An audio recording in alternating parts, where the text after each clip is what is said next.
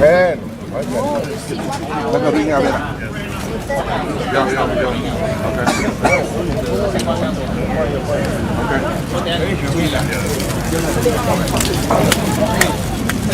Ok. Ăn được chưa đi à? Ăn chưa đi đâu? Chưa à?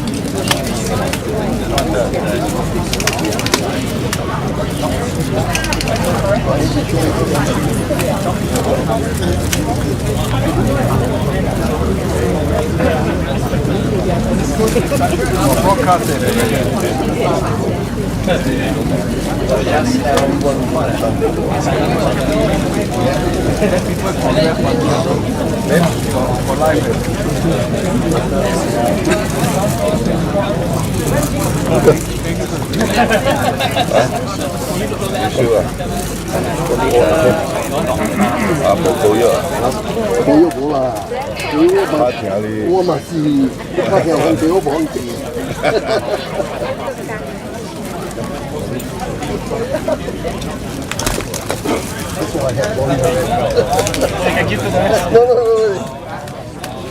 Khác kiểu mà mấy giả khác kiểu mà thì là cái sập bò phát theo ăn con theo bữa nay chả điều đến bà lúc kinh đấy nhỉ cái một cái chỗ có tụi bé đó PSP của bà lúc chụp cái này nhỉ đến lộ lại rồi bố phạt được cái như thế này cái con đứa ai vậy bằng cái cái này tao cũng mà phải cái điều này cũng biết ẩu gì đấy cái mình kêu tôi tiêu cũng phải phải bắt tao xe là ok cái này biết nhiều later mấy chị theo sang cái tiệm mà thì sẽ mua một cái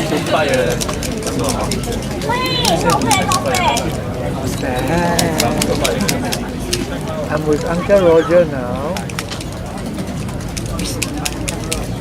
Hello.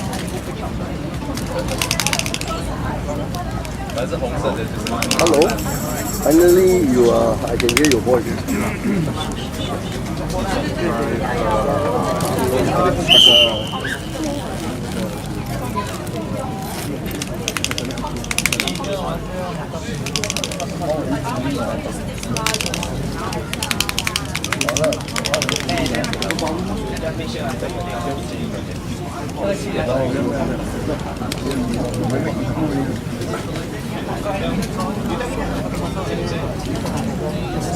Okay,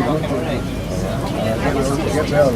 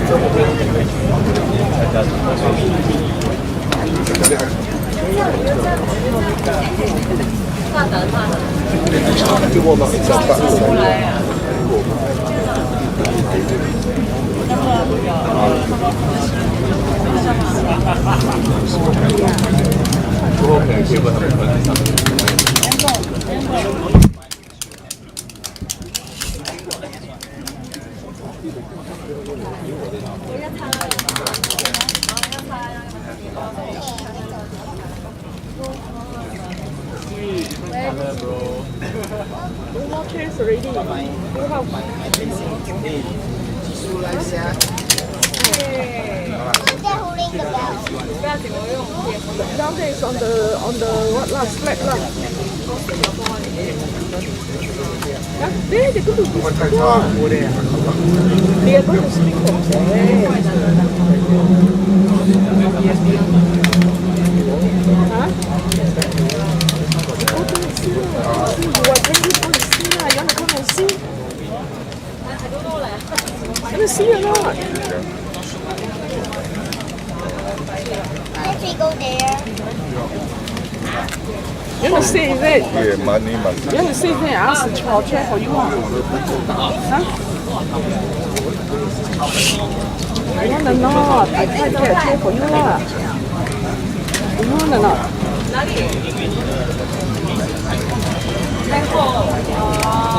Huh? You want to sit or not? You want to sit, then I get a chair. I ask them inside got chairs lah. I ask lah. That's why I say you want or don't want. You want to sit, then I get. Of course, okay lah. I ask lah. Ask for you lah. When are they coming? When is the suit? Hello. We need a fan. Hello. Hi. Can I have a chair to sit? My husband got the stroke. He can't stand for long. Yeah. So, hang on. Yeah, we don't have extra already. We just give 2 extra. Yeah, we get Oh, no our more. staff need the Oh, chairs. then never mind. 很有优秀。 Huh? Huh? No, no, because we just stay here, so we opposite, so we just walk.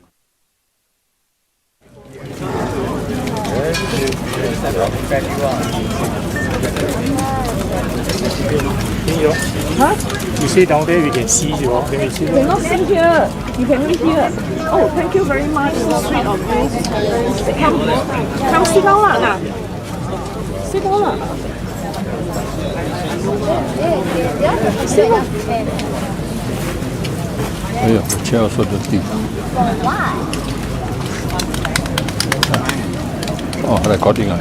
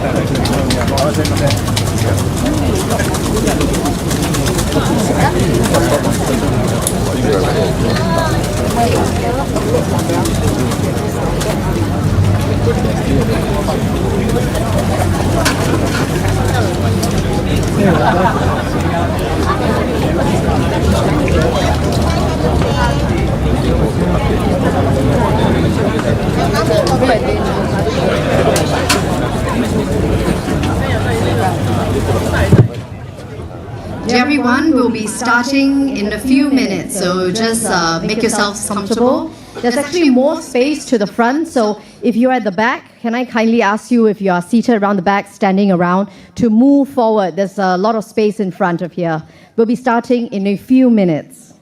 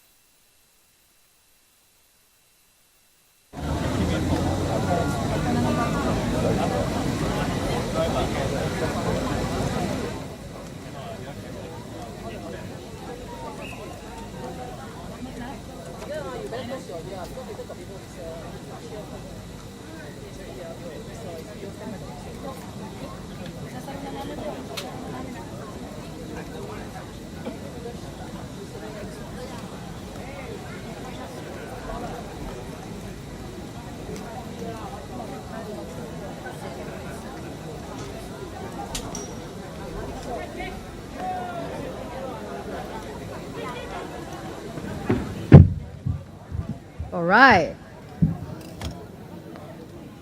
If you are coming in, please move to the front. We have a lot of space. Today is a very significant moment for us at Progress Singapore Party. We have waited a very long time for this. Thank you for coming. This is our very first in-person election rally. To each and every one of you here witnessing this tonight, welcome, welcome. I'm Stella Stan, and I'm honored to be your MC tonight. Residents of Marymount SMC, residents of Kebun Baru SMC, thank you. Thank you for opening your doors. Thank you for your questions, your conversations with us, and your warmth. You welcome us. And if you're not a resident of Kebun Baru or Marymount, and if you came from across the island, from other places, thank you for being here. Thank you for showing up. Thank you for standing with us and proving that you are ready to listen to us. Thank you for bringing clappers. Thank you very much. It adds to the spirit. Now, before we dive into the speeches, before the candidates come up, let's do something together. Take out your phones, all of you. If you have your phone with you, or many of you have your phones out already, you're already multitasking. Can I ask that you join us also on social media? You will find us at Progress Singapore Party on TikTok, Instagram, and Facebook. And we are Progress Singapore Party Official on YouTube.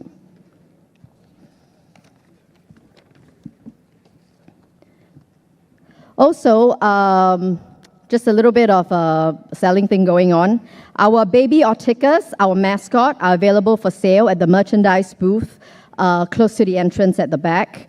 It's very cute. The latest trend nowadays is to hang a tiny baby plushie on your bag, especially for girls. It's very cute. I got one myself. It's very cute. But anyway, Singapore, are you ready to hear from them? Are you ready to hear it from the people who are stepping up to lead our party with heart, with courage and vision for the future? I can't hear you. Give it back to me. All right, let's get started. Put our hands together to welcome all the candidates on stage.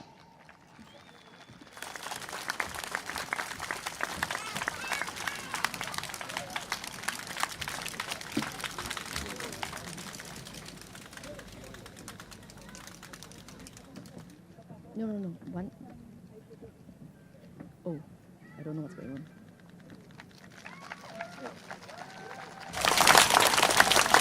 One more round of applause for the candidates, please.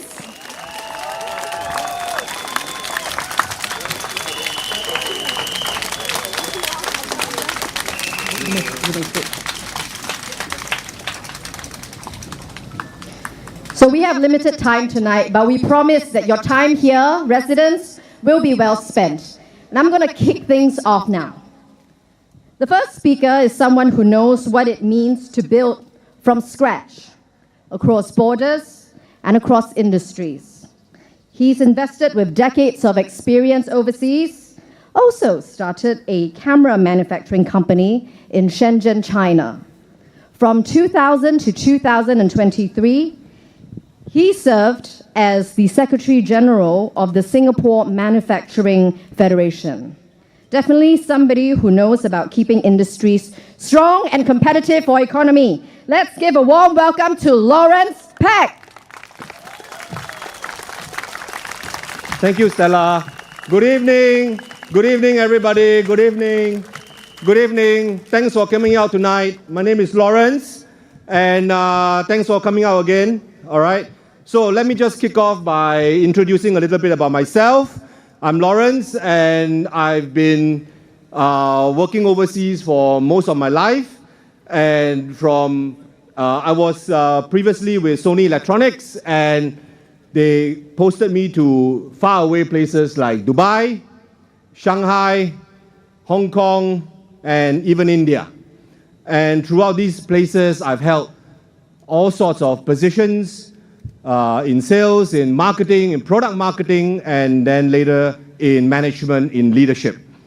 So across that time, I was able to learn much about communication, the importance of it, and what it takes to communicate with various stakeholders. You may have the best intentions, but sometimes if you do not communicate properly, things just fall apart.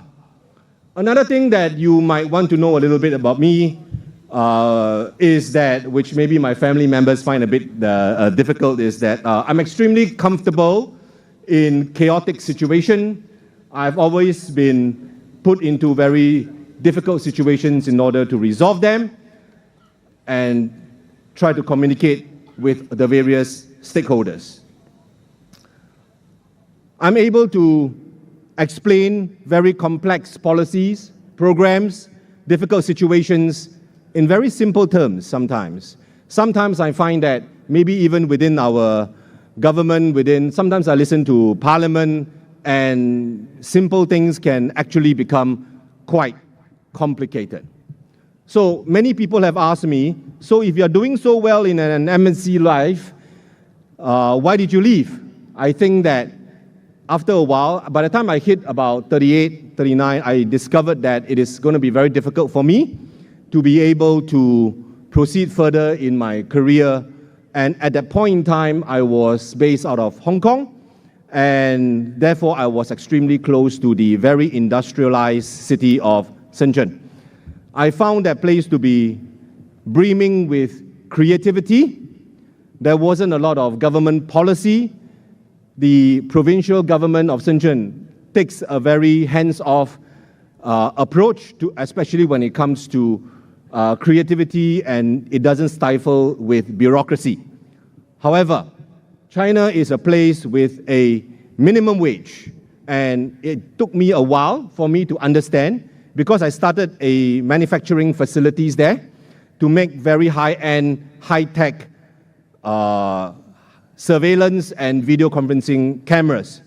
So it took a while for my managers to be able to explain to me, and I had various conversations with the local government regarding why do you have a minimum wage? Isn't that making things difficult for investors like myself?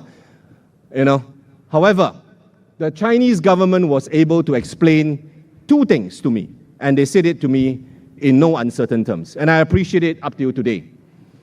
That, number one, with the existence of a minimum wage, the local workforce would be protected from very demanding, very difficult, and often, extremely often, unscrupulous employers. Their lives are not easy. I appreciate what my people do, but seriously, without a minimum wage there, why would I have to pay them even more? And that minimum wage increases every single year.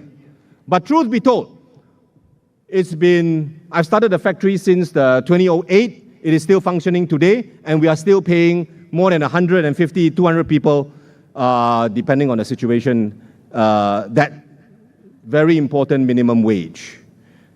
The second reason for that minimum wage is to keep up with inflation. I think everybody knows that for quite a long period of time, about 15 years, China was experiencing something like 8-9% of growth per annum, year on year.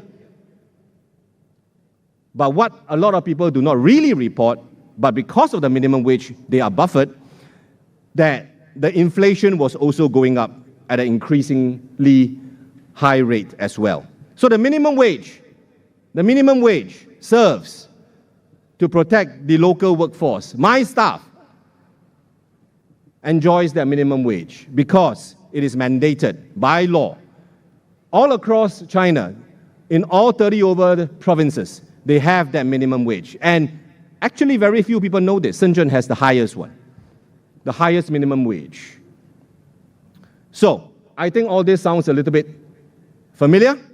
I think that the cost of living in Singapore over the last, well, I look at the statistics, I think especially since 2018, just prior to COVID, the Singapore government has been growing at an alarming rate. And sometimes I feel that that growth policy, although I support that growth policy, has not allowed social policies to keep up as well. Singapore, we do not have that minimum wage. And I think that it is time that we hold our Prime Minister, Lawrence Wong, and he said on May 14, one day before he took over as Prime Minister, that he will look at all policies with his 4G leaders And if necessary, he will slay sacred cows. You ask yourself, if Singapore doesn't have a minimum wage, so what do we have? We have what we call a PWM. We have a progressive wage model. Now that was enacted about 13 years ago by now. 13 years? All right. As the head of the Manufacturing Federation, I speak about it quite often. But if you Google it, you will understand that that was 12, 13 years ago. I think that at that point in time, our policymaker had the macroeconomic situation, environment to enact that. I think that's fine. However, ever since 2018, there has been breakneck speed of technological advancement.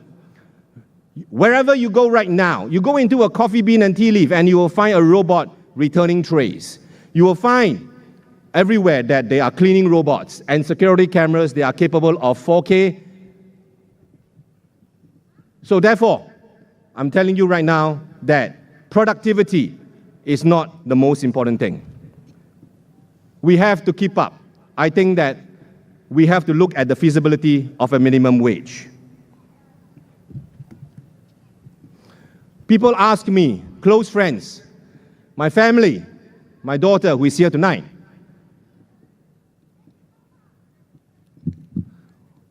why do this? Why run? I find that Singapore is at a critical juncture. I find that we could be possibly veering off course.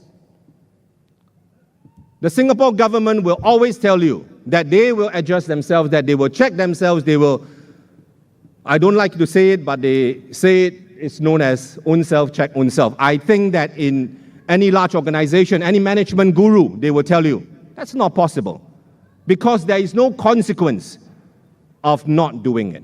What is the consequence of not changing? As long as they are dominant, as long as there is a dominant number of seats in parliament, it is extremely difficult for a large organization like our government. And we have a large government, all right? Okay?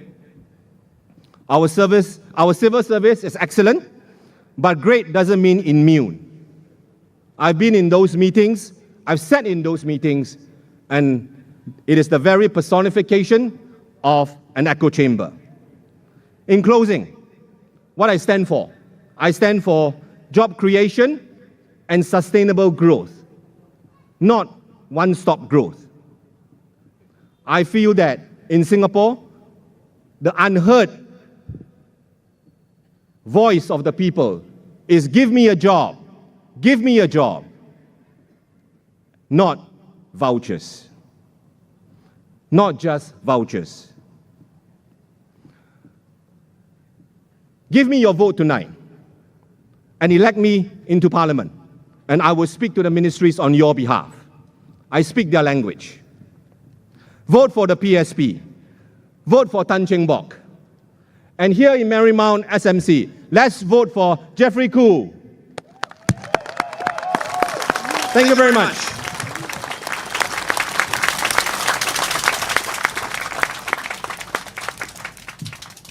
All right, how is everyone feeling right now after the first speech?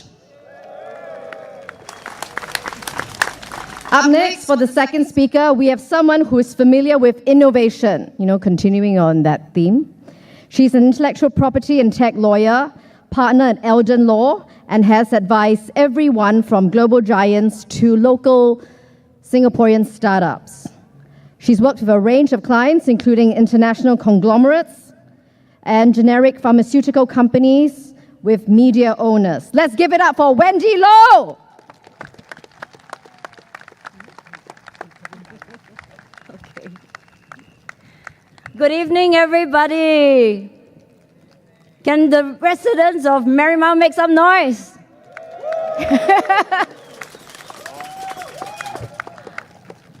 And the residents of Kebun Baru, make some noise.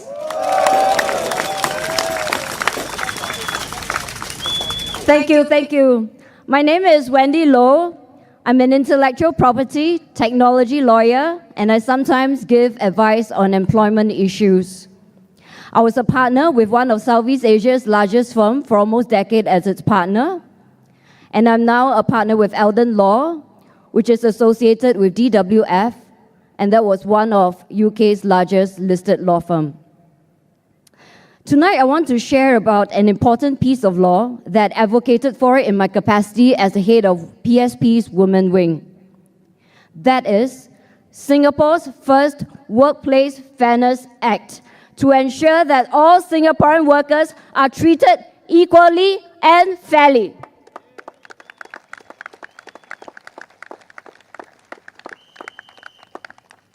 Some background to this journey.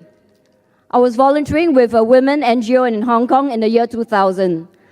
That was when I first encountered that Equal Opportunities Commission. Hong Kong and Singapore are often compared side by side as small but economically charged city-states. I then wondered, why is it that Hong Kong can thrive while protecting their local workers, but Singapore often have to suppress the rights of workers in the name of being pro-competition? Over the years, I advised clients and friends on issues of workplace discrimination. They were often referred to the Tripartite Alliance for Fair and Progressive Employment Practices, or TIFAP, for help. But there is limited relief, as TIFAP was only there to administer best practices and guidelines.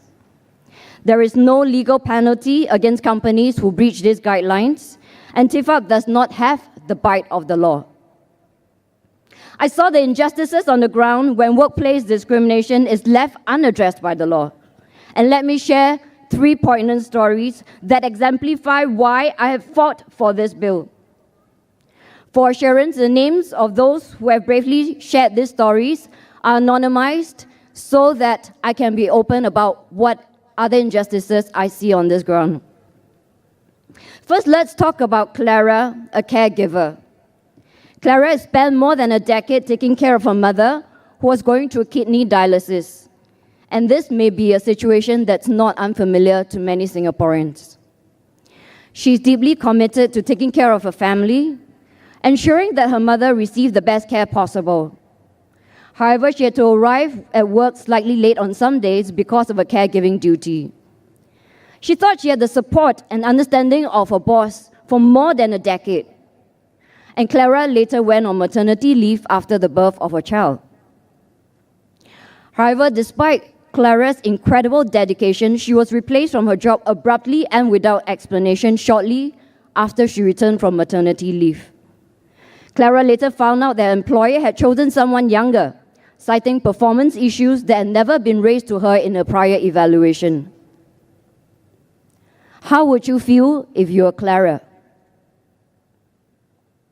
In this case, Clara was devastated, but she had chosen not to fight because her employer was a big company. This is not uncommon, because employees are often the David in the unequal fight against the corporate Goliath. The second story, I want to talk about my friend Raj. Raj is a brilliant young man full of talent and ideas.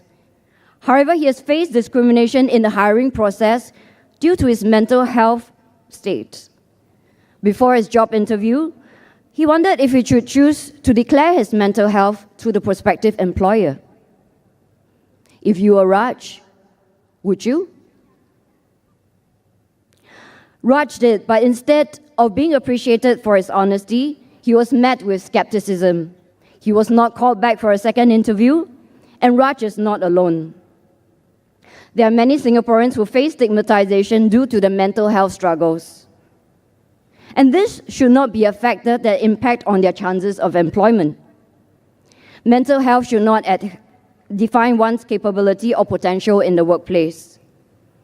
I've counseled and referred him to TIFAP, but there was limited recourse in the end. The third story is someone I'll refer to as Auntie Chan, a Singaporean cleaner and resident of Choa Chu Kang GRC. Auntie Chan had dedicated most of her life working as a cleaner in our bustling city. While Auntie Chan's work is vital in keeping our public spaces clean, she experienced bullying daily, not from a manager, but from her foreign colleagues who believe they are superior. Auntie Chan was well into her late 70s, but she was deployed to clean long flights of steps, huge glass panels along corridors. She was deprived of key work equipment, and because of that, she had to work overtime. Auntie Chan reported this bullying to her supervisor, but guess what? She was met with absolute silence and absolute indifference. While sharing with me, Auntie Chan proudly showed me the photos of her daughters on her phone. Her daughters have graduated, and both were raised through her blood and sweat and tears working as a cleaner. Auntie Chan told me she could not tahan the bullying anymore and had left within 6 months. She deserves to be treated with dignity and respect, just as anyone else. Unfortunately, by the time I met with Auntie Chan, she had found work with a pro-Singaporean employer and was happy in her new workplace. My dear Singaporeans, these stories of Clara, of Raj, of Auntie Chan highlight the very reasons why we have fought for the Workplace Fairness Act. We must come together as a society to ensure a culture of fairness, where Singaporean cleaner can stand tall, when caregivers are recognized for their love and sacrifice, and where mental health declarations are met with understanding and not prejudice.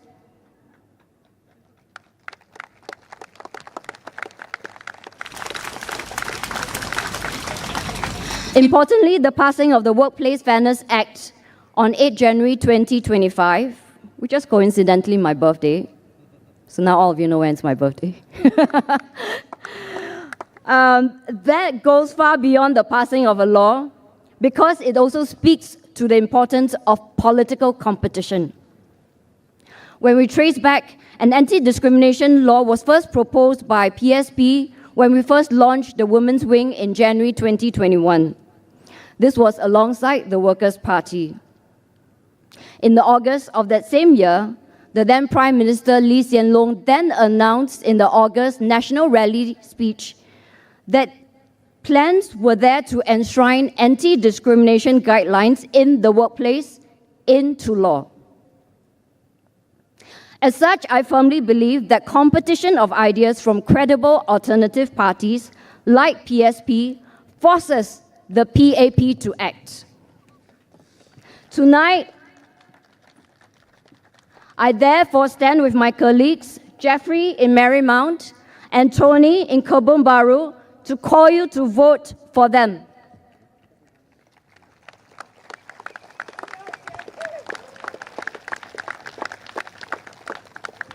The media has called our West Coast leaders the A-team, but each and every of our PSP candidates are aces in themselves.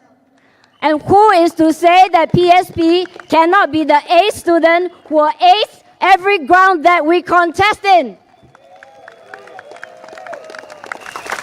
From Marymount to Kebun Baru, from Choa Chu Kang to Gombak, from West Coast Jurong West to Pioneer, we will fight and ace, and with each and every ground and with your vote, we will be the A-team in your constituency. So my dear fellow Singaporeans, the time is now. Vote the PSP, vote for progress, vote for change. I thank you.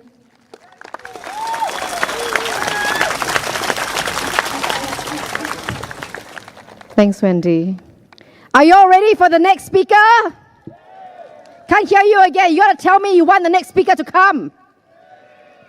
From an auditor with seasoned experience, he used to be a stockbroker. Nala, as we call him, has spent 30 years navigating financial markets and now serves as president of the Society of Remisers.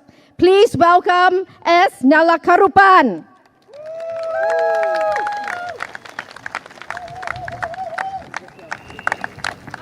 My dear fellow Singaporeans, a very good evening to all of you.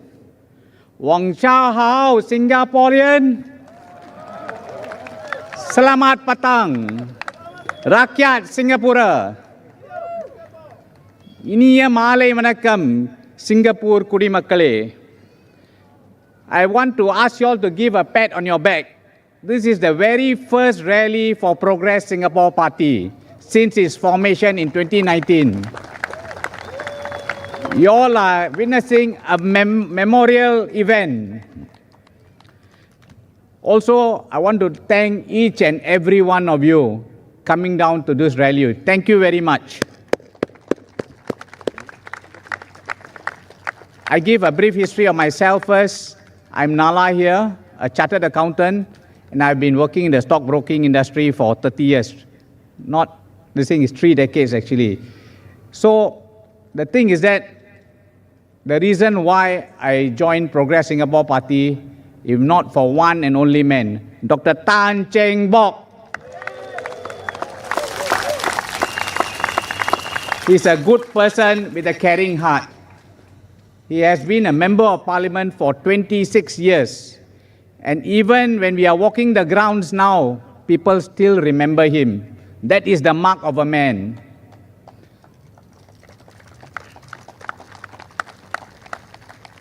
I was the first treasurer of Progress Singapore Party. So as a chartered accountant, you elect us to parliament. We assure you we'll look after your funds very well. We have integrity just as the rest 12 of us.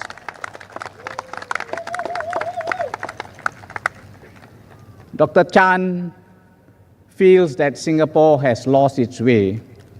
I still belong to the generation where I respect our founding fathers, Lee Kuan Yew, Dr. Goh Keng Swee, Rajaratnam, Toh Chin Chai, and many others.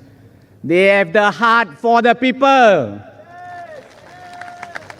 They understand your issues. I think Singapore now, they cannot feel the ground because they are too comfortable at the top. We want to change that. Will you change for us? Okay, another issue that is close to my heart is job priority for Singaporeans. I, as a president of the Remiser Society of Singapore, I see many of my fellow friends have been displaced because of digitalization. So I'm fighting hard and also negotiating with the authorities to transform their jobs. Likewise, I will do for you all. Those in the 40s, 50s, and 60s, many jobs have been displaced. To be fair to the government, they have upskilling programs. And also they give quite decent subsidies. But the problem is what? After upskilling, then what? Is there a job for you? So this is where I think is a roadblock. You send all 13 of us to parliament, we will change that. Also, I feel for our younger Singaporeans, our children, those who graduated from university and polytechnics. After studying a good 15 years, 14, 15 years, when they apply for a job, they can't get one. Of course, the top end, yes, they can get. But how about the middle and the lower end? They can't find a job. And to make ends meet, they do Grab delivery. Nothing against Grab delivery. But is this what they are trained for? So my question to you, Singaporeans, do you want change? Yes. Do you want the cost of living to go down? Yes. Do you want PSP to be in parliament? Yes. Vote for PSP. Vote for PSP. Vote for PSP. And I'm a patriotic Singaporean. When I say Majula, you all say Singapura. Majula. Singapura. Majula. Singapura. Majula. Singapura. Thank you. Terima kasih. Mika nandri.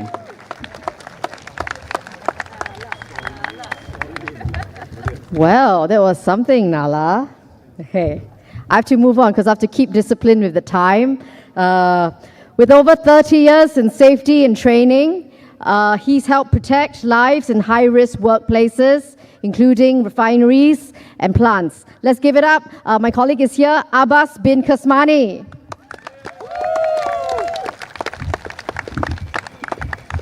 Good evening, fellow Singaporean. Ni hao. Inayang wadakam. Malay wadakam, sorry. Assalamualaikum. Allow me to speak in Malay, very short but very crisp. Negara kita telah berkembang dengan baik sejak merdeka. Akan tetapi pekerjaan senior kami telah menyaksikan telah tiada kerja, hilang kerja dan mereka harus berbesaraan umur yang masih muda walaupun 45 tahun ataupun 50 tahun. 4G bercakap tentang Singapura yang lebih baik untuk generasi akan datang. Masa depan yang bina atas korbanan mereka yang terdahulu. Orang-orang yang membina negara ini adalah mereka senior, pekerja-pekerja senior juga yang dahulu sampai sekarang.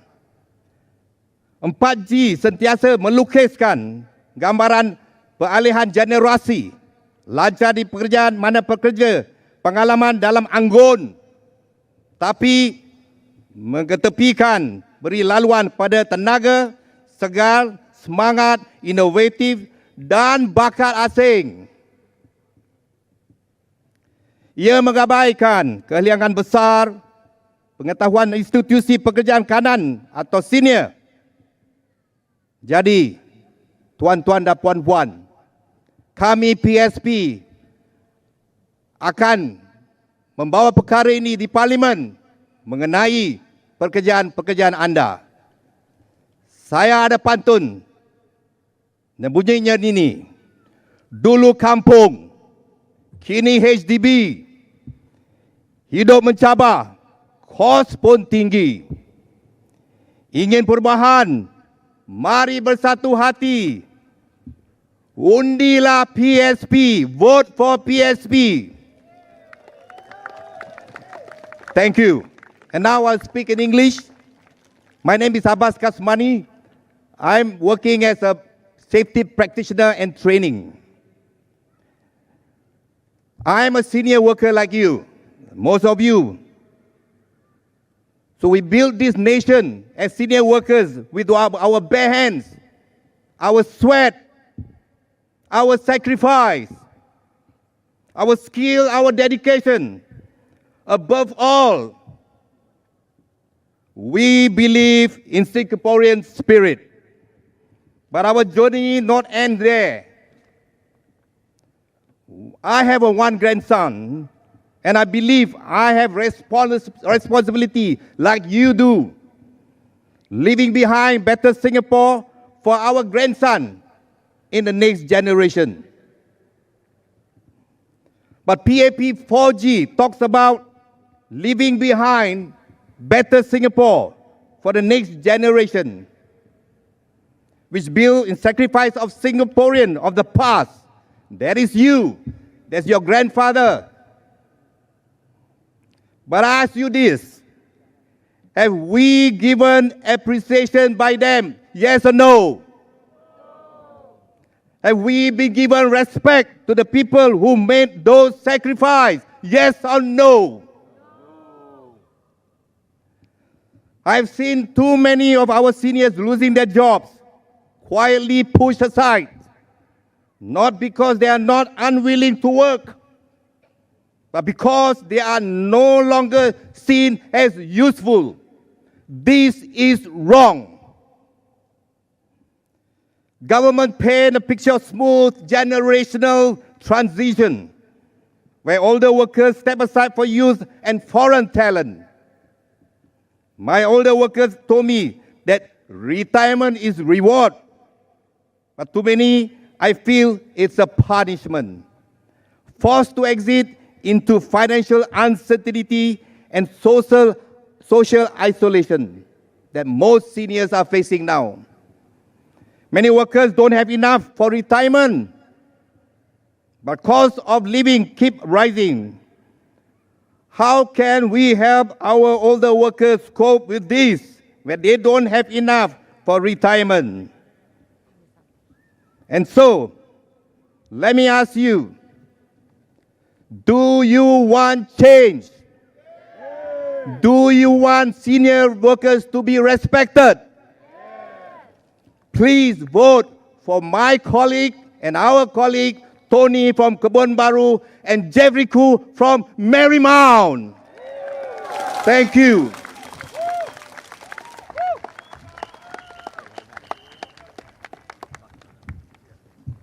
Can we have another round of applause for the speakers that came up on stage just now? Abbas isn't just like a valued member of our team, he's also a very loving husband. Okay, our next speaker. Raffles Girls School, then Raffles JC. Check. And US Law.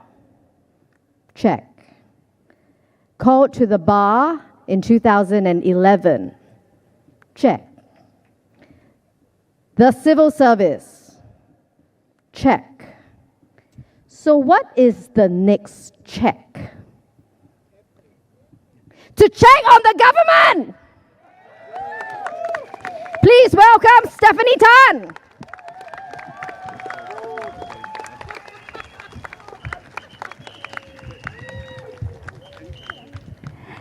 Đại gia阿米好，大家晚上好，大家晚上好。我的名字是陈芬妮，现今37岁，是国大毕业的律师。在成为妈妈之前，我在国防部工作。2016年有了孩子以后，为了有更多时间照顾孩子，我想从全职转做兼职，但是不被批准。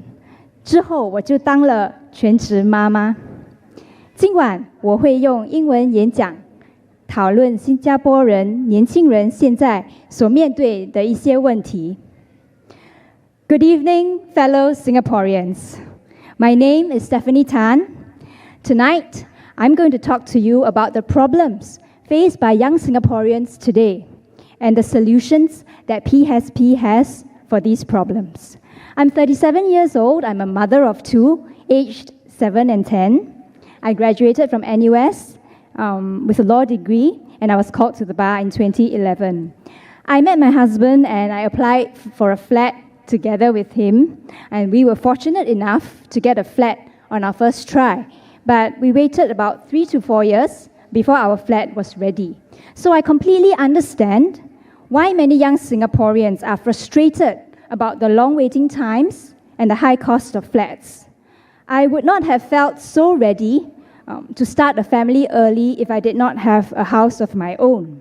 And I was blessed to have met my husband early and settled down early with him. But not everyone meets their life partner that early on in life, and not everyone necessarily wants to do that either. We are all different, with different priorities, dreams, and aspirations. We need to give our young people more housing options so that they have more flexibility in life. PSP's solution for this is the Millennial Apartment Scheme, and we have proposed this in Parliament, that HDB should build some affordable, high-quality rental flats for singles or couples to rent for 2 to 5 years. This will allow our young Singaporeans to have another affordable housing option regardless of the stage that they are in life. With this scheme, our young boys will not have to rush into proposing to their girlfriends just so they can join the BTO queue early. Because marriage is a big commitment. It is not something that we should rush into. If a couple is married but their flat is not ready yet, they can apply to rent a millennial apartment. There will be no need to move in with the in-laws or spend a lot of money on rent elsewhere. We also propose that singles should be allowed to buy flats once they are 28 years old. Singaporeans are getting married later, if they even do so. And this is going to happen whether or not you allow them to buy flats at 28 or 35. Marriage is a personal choice, and we respect that choice. Singles who have the financial ability to purchase a flat should not be prevented from doing so only because they are not married. For many years, the PAP government has resisted calls from the opposition to lower the eligibility age to buy flats. Well, they can do that because there are 83 of them and only 12 of us in Parliament. If there are more than 12 of us in Parliament, the PAP government will have to take your concerns more seriously and take action. The PAP calls itself the People's Action Party. But over the last 5 years, do you think that they have been taking sufficient action for you? PAP ministers have constantly said, oh, our HDB flats are affordable. But what is their definition of affordability? Is their definition the same as yours and mine? They like to point to BTO prices as being affordable, but not everyone qualifies for BTOs, and not everyone is successful at balloting for a BTO flat. So they have to go and look in the resale market. But what has happened to our resale market? Resale prices have increased by 50% since 2020, but median incomes have only increased by 21%. This kind of situation we have today, where flat prices increase much faster than incomes, is not sustainable. Because even if we can afford the mortgages, what will we have left at the end of the day for retirement? The government has been repeating that most couples can afford their BTO flat mortgages with little or no cash outlay. But if all the loan payments are coming out of CPF, how much will be left for our retirement? And if you do not have enough money to retire, the government will just tell you, downgrade to a smaller flat. But is that what you want? If loan payments are so high, what happens if something unexpected happens? What happens if one spouse loses his or her job? What happens if one spouse needs to become a full-time caregiver, maybe to an elderly parent or a child with special needs? When I decided to become a full-time mother, my husband was in the transition of changing jobs.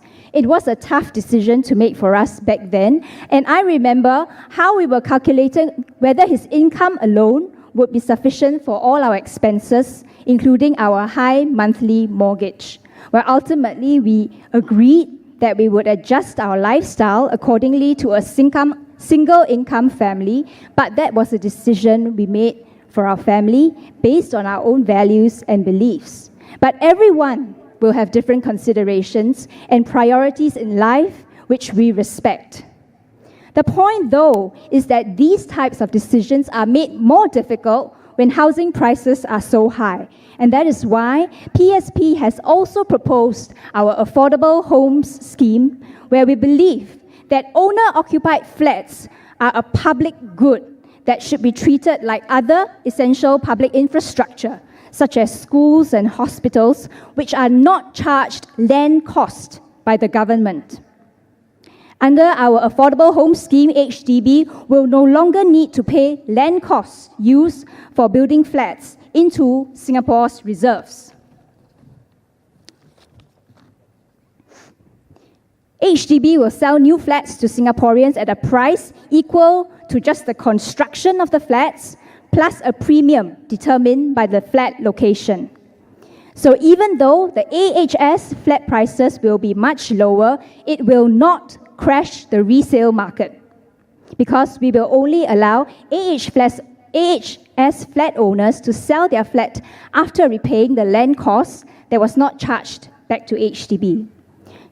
So it is not true if the government says that PSP's AHS will crash the resale market. My fellow Singaporeans, next Saturday, we will be standing at the ballot box casting our one precious vote. Singapore has come a long way over the past 60 years, and I appreciate what past PAP governments and leaders like Mr. Lee Kuan Yew have done for us. But we cannot be voting based on past successes and achievements forever. We need to vote for present competent leaders who can lead us in solving the problems that we are facing right now. Vote for the PSP. 亲爱的同胞们，下星期六，我们将在投票箱前投出我们珍贵的一票。新加坡在过去的60年里取得了许多进步，我也感激历届人民行动党政府以及像李光耀这样的领导人为我们做出的贡献，但我们不能永远根据过去的成就来投票。我们需要选出能够带领我们解决当前问题的有能力的现任领导人。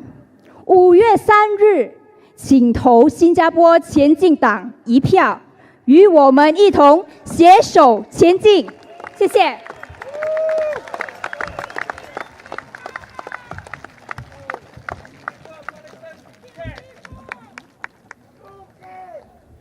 Thank you. Thank you for enthusiasm. Thank you. Means a lot that you cheer for us. Coming to this rally, a lot of our colleagues, we've been very touched and heartened by the words of encouragement you gave to us. But I'm also a little bit of a disciplinarian here on this stage because I need to keep to the time. So we need to, move on. So our next speaker studied at Cambridge University on a Singapore Armed Forces scholarship and served for 9 years before becoming an entrepreneur. Over the last 2 decades, he has co-founded several businesses in the education and the gaming industry. Please give it up for the candidate for Karupan SMC, Tony Tan Lei Tiam.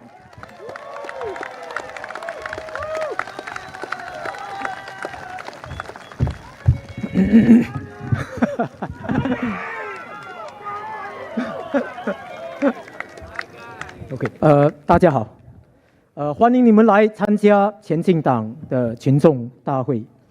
让我首先谈谈选民所关心的课题：高昂的生活成本和经济的不确定性，这些问题持续给我们的社会带来沉重的压力。这些挑战会影响我们的社会结构。确实，有些新加坡人跟不上节奏。有些会感觉被社会遗忘或淘汰，人民担心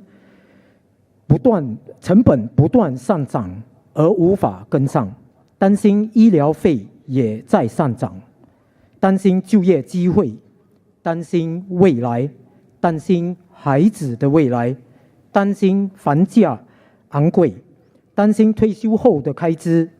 去年政府多收税款60亿，这样会给新加坡人带来不必要的经济负担吗？尤其是我们年老一代，一些普通用品的价格都上涨了。新加坡需要更多反对党在国会进行更多讨论。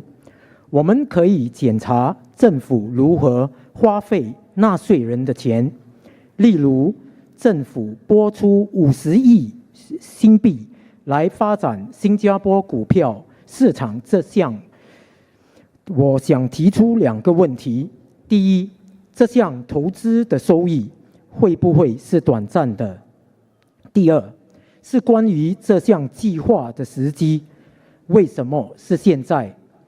我们为什么要在这个时候做这件事情呢？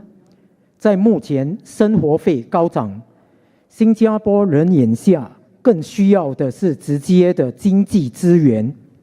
下一个是 Simpligo 卡，无法知道卡存储的钱。另一个例子是使用手机转账。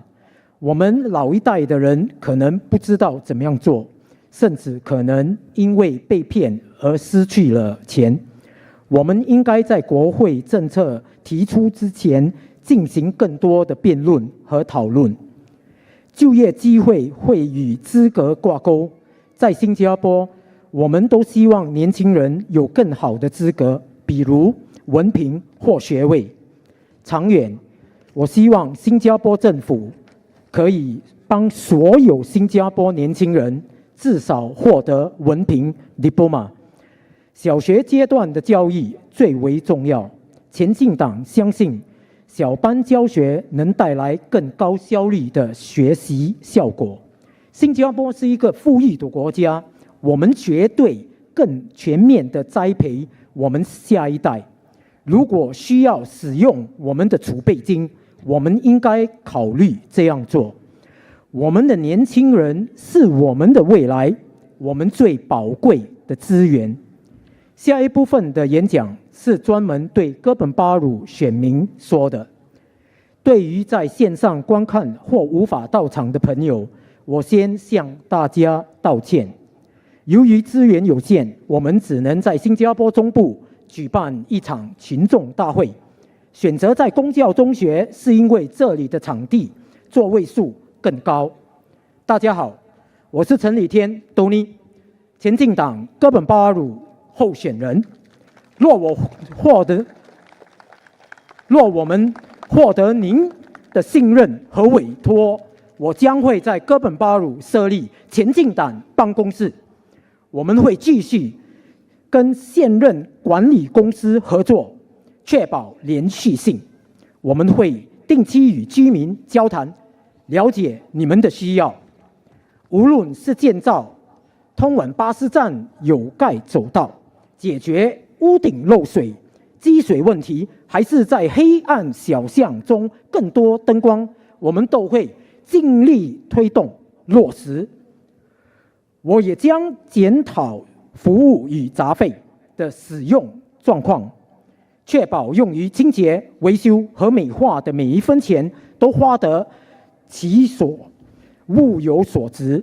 我们前进党会在哥本巴鲁成立爱心团队，关心每一个居民 People Care， 关心独居或单亲者 Single Care， 关注个别紧急需要 Personal Care， 如老人因为膝盖的问题，或他因为有些原因走不了路、行动不便的病患，年轻的家庭忙于照顾老人和孩子，我们也可以提供帮助。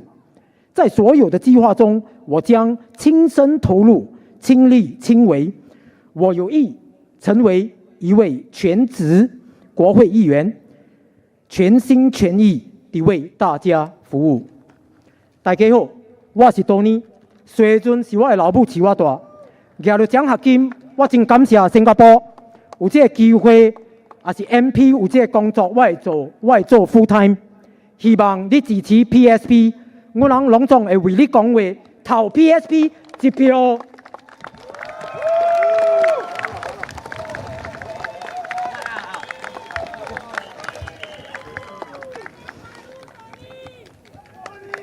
Hello, fellow Singaporeans. Thank you for taking the time to be here to attend the rally. Thanks to the volunteers, PSP team members, and those in uniforms. Without you, there will be no rally today. I'll talk on 3 pointers today. Point 1, how we can ensure that no one is left behind through education. Point 2, why there's a need for greater debate on policy in Parliament. And finally, I will talk about how PSP team in Karupan Baru intends to serve you. Education pulls me out of poverty. Education teaches a person to fish and empower a person. Job opportunities and employability are directly correlated to educational qualifications and skill. We need to love our young people, not just support them. Our fertility rate is low. This is very well a symptom of our young people losing confidence of their future. Give them the best education that they want in their formative years and give them the tools for writing their life stories. We need smaller class size to support our young ones in primary and secondary school, more customized learning, more individualized care for the students. With fewer students, teachers can devote more time efforts into looking after the mental health of each and every one of our kids.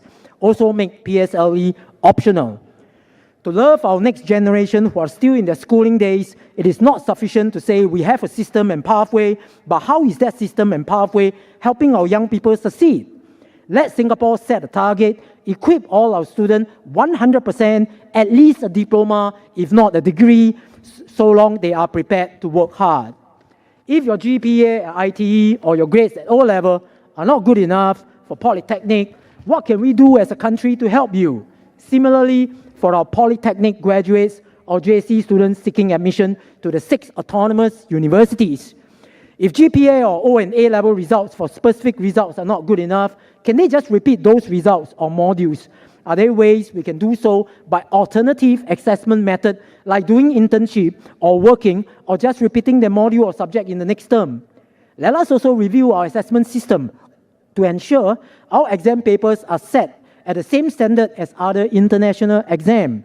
Allow our students to use international exam results, such as Cambridge International O or A-level, as admission criteria for Polytechnic and university, just like the international students. More importantly, increase the enrollment of our polytechnics and universities. Generations of Singaporeans have built this institution to be world-class for our people. Our students should be entitled a place if they are prepared to work hard. Love our young Singaporeans. I know all these proposals will cost us tons of money. Love is an unconditional commitment to seek the highest good for our young. Love is thinking about the young people, what is good for them. Love requires sacrifice. Now we ask the country to sacrifice for us. We have accumulated a lot of financial reserves as a nation. We're proud of it. But what is the value of accumulating these resources if we do not have a next generation to pass on to? We should invest this reserve in our young people. Provide each and every one the best possible education. I would argue that our young people is our most precious resource. With a falling fertility rate and aging population, each and every one of our young people, when grown up, will need to shoulder a heavier load than our generation. Equip them with the best possible skill so they can be the best fishermen. Our young is our reserve.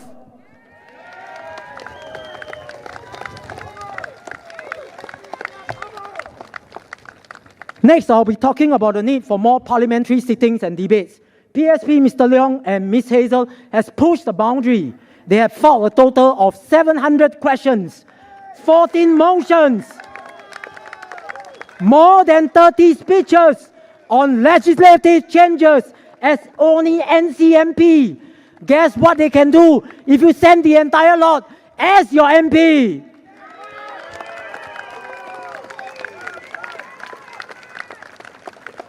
Let us cite some examples why more debates are required. Simply Go issue creates anxiety for many users, especially our elderly folks. User performance review had indicated there are concerns people are unable to check the balance stored in the card. But this was ignored in the rollout. Without the oxygen of publicity, I'm not sure if the government will U-turn. I hope our government adopt a more proactive approach and have more discussion in Parliament, especially on technological changes that affect our elder folks who may be less tech-savvy. There should also be more debates on how taxpayer money should be spent. One such allocation is $5 billion on the development of Singapore's stock market. Two questions to raise. First, effectiveness of the $5 billion vis-a-vis market capitalization of 876 B, and whether its effectiveness is short-term. Second question, is the timing right? Why are we doing this now? Aren't there more pressing issues like the high cost of living as well as the prevailing economic uncertainty? My concern is about the priority of our allocation of our taxpayer money, which in my view should be used to address the high cost of living. The $5 billion should go to that, not to the stock market.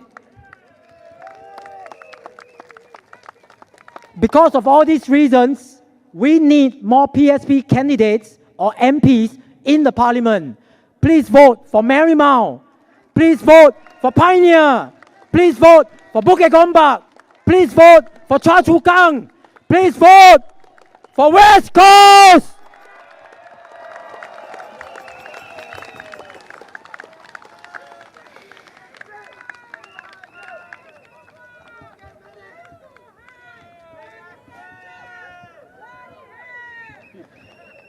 In this final part of the speech, it will only be for residents of Kebun Baru.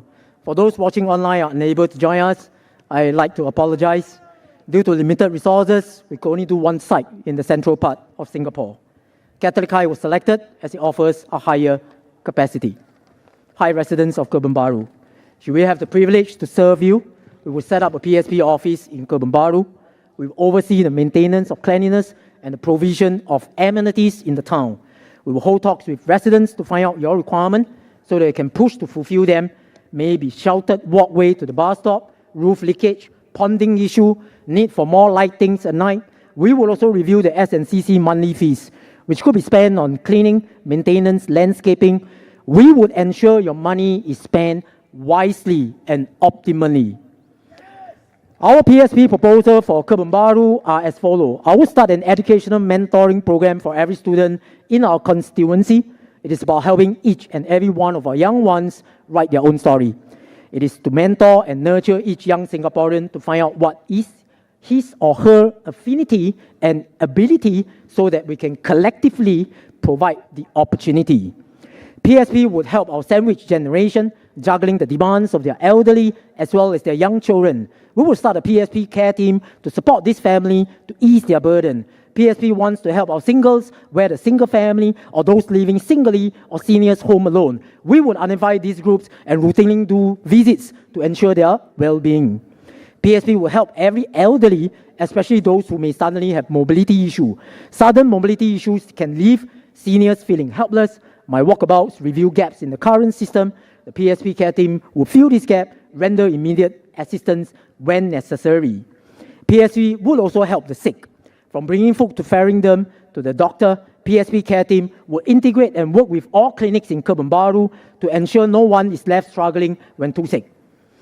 In short, the PSP care team focus on people care, single care, personal care, will launch the Love Your Neighbor program, dedicated to serving the community, ensuring no one is left behind.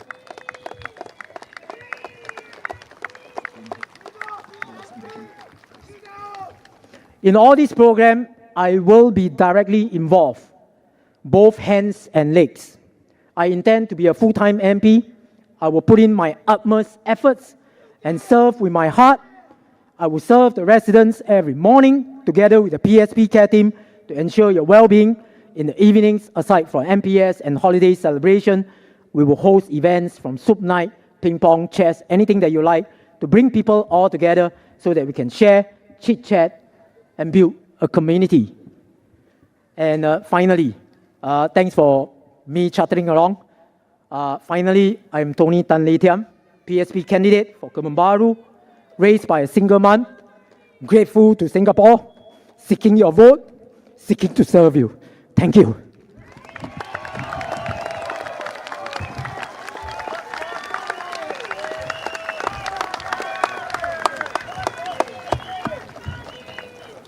You just heard it from Tony, the candidate for Kebun Baru SMC. Can we have one more round of applause?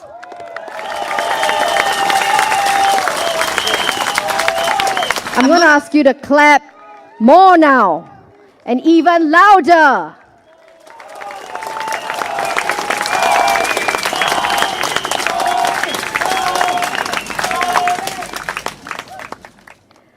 Well, this is the moment some of us are waiting for.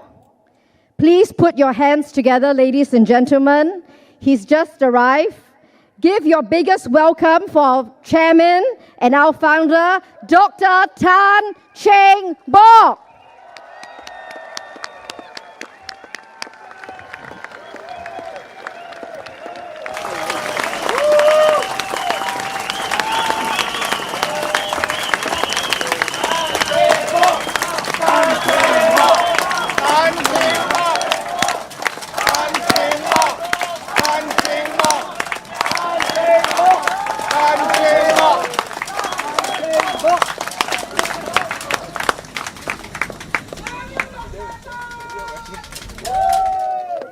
You'll move down the seat. One more round of applause for Dr. Tan.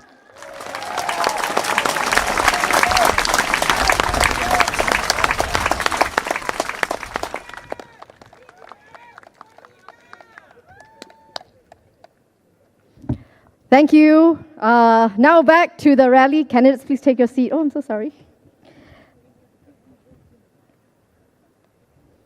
On to our next speaker. He's read law in the UK and worked there for many years in various sectors, from private companies to a regional development agency. After returning home to Singapore, he worked in the as an in-house legal counsel and is now the managing director of a condo management firm. Please welcome Sunny Is. Hello. 我是八频道的记者美兰。陈部长，您临。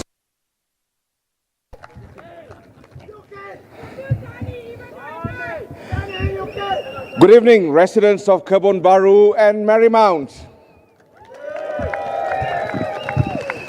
Dacia Wan Shang Hao. Selamat malam. Vanakkam. My name is Sunny Ismael.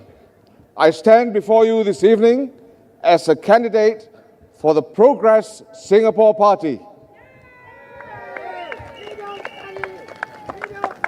Currently, I am the Managing Director and in-house legal counsel of a condo and facilities management firm, which gives me first-hand experience in managing the expenditure as well as dealing with the issues they face, like cleaning, landscaping, mechanical, electrical, plumbing matters, lift maintenance, fire safety, and others, which are no different from running a town council in the upkeep and maintenance of common areas within HDB properties, etc.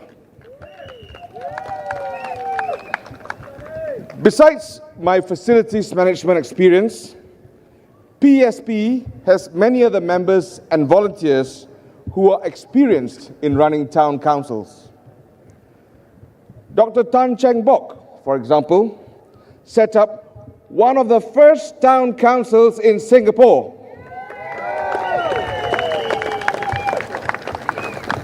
So please, Kebun Baru and Marymount residents, rest assured that your town will be well looked after if you elect a PSP MP. Tony Tan, Jeffrey Khoo.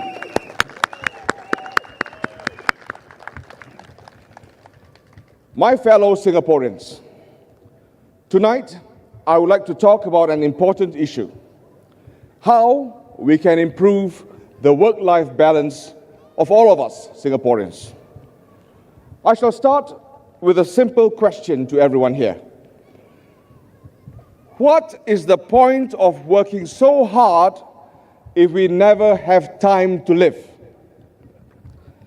The government can and should do more to help Singaporeans improve their work-life balance. That is why PSP has made many policy proposals in our manifesto to improve work-life balance. Everyone might present different challenges on the surface, and I hear the underlying desire: less work, more life. The introduction of technology, as useful as it may be, has sometimes blurred the lines of official working hours as bosses and company group chats continue to buzz even after you've clocked out of the office. Work-life balance may seem to be the new buzzword nowadays, but what does work-life balance really look like? Is it really possible in Singapore? I'm here tonight to tell you, yes, it is possible.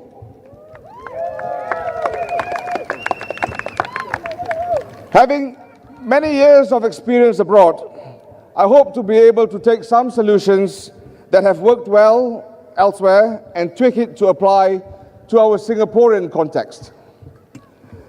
If elected, one of the things that I will take the lead on is to create a stronger work-life balance here, right here in Singapore, our home. Oh yes, we can. We'll start off with implementing the right to disconnect. PSP suggests that this policy be progressively introduced. We want to pass laws that stop after-hours work messages, unless, of course, it's an emergency or you've consented to it in advance. Your evenings should belong to you and your family. Time with your loved ones is not optional, it is essential. Next, the increase in the number of public holidays from 11 to 14, with one new holiday for each of the 3 major ethnic groups.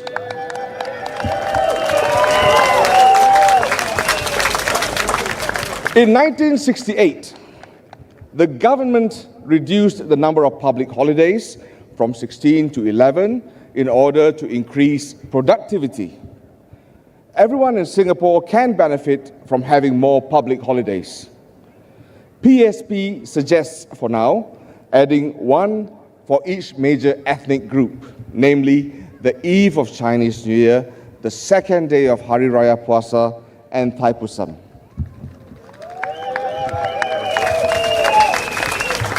Many private sector employees already give their employers already give their employees half a day off on Chinese New Year's Eve to enjoy reunion dinner with their families. It would therefore not be much of a stretch to extend that to a full day off. The Muslim community would deeply appreciate having an extra day during Hari Raya Puasa. A second day would allow more time for visitations, bonding, and honoring traditions. This year, I had the privilege of attending Thaipusam. And let me tell you, it was a sight to behold. If Thaipusam was made a public holiday, more of the Hindu community could take part. And beyond that, we can elevate it into a major cultural event that draws tourists and showcases our diversity to the world.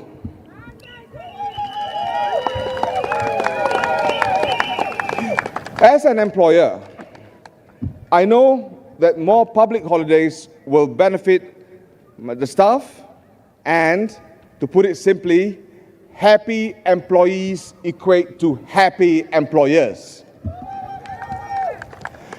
Now, ladies and gentlemen, having said all that, if the government has objections to this, it simply means that they do not recognize the efforts and sacrifices of our grandparents and parents to bring Singapore to where it is today.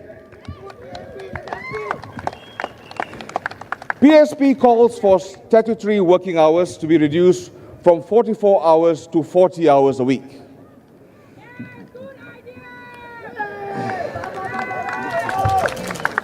The statutory 44 hours a week is a legacy of the 5.5-day week, which was abolished for the civil service in 2004.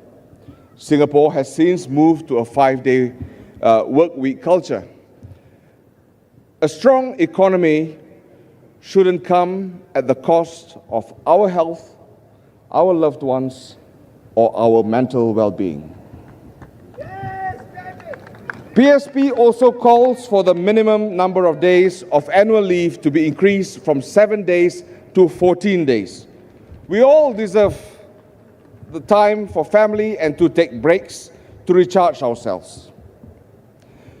Ladies and gentlemen, work-life balance is not just a personal dream, it is a national priority. Because a tired nation is not a growing one. So, my dear voters, if you believe that rest is not laziness, time with family is not optional, and living well is as important as working hard, then vote for a party that fights for your time, your health, your dignity. Vote for the PSP. Thank you.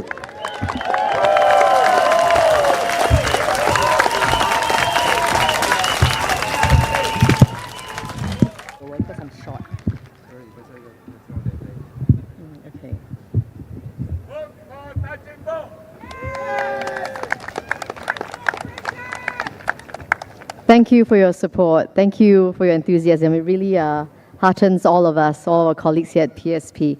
Our next speaker, I need to introduce him. He's a tech veteran who was trained as an electrical and computer engineer in the US, founded 3 tech startups in the 90s, and played a key role in establishing Red Hat in Singapore. He was also an adjunct professor in NTU, where he taught about open technologies. He's taught, he's built, he's led, and now he's ready to serve Singaporeans. Please give a warm welcome to Harish Pillay.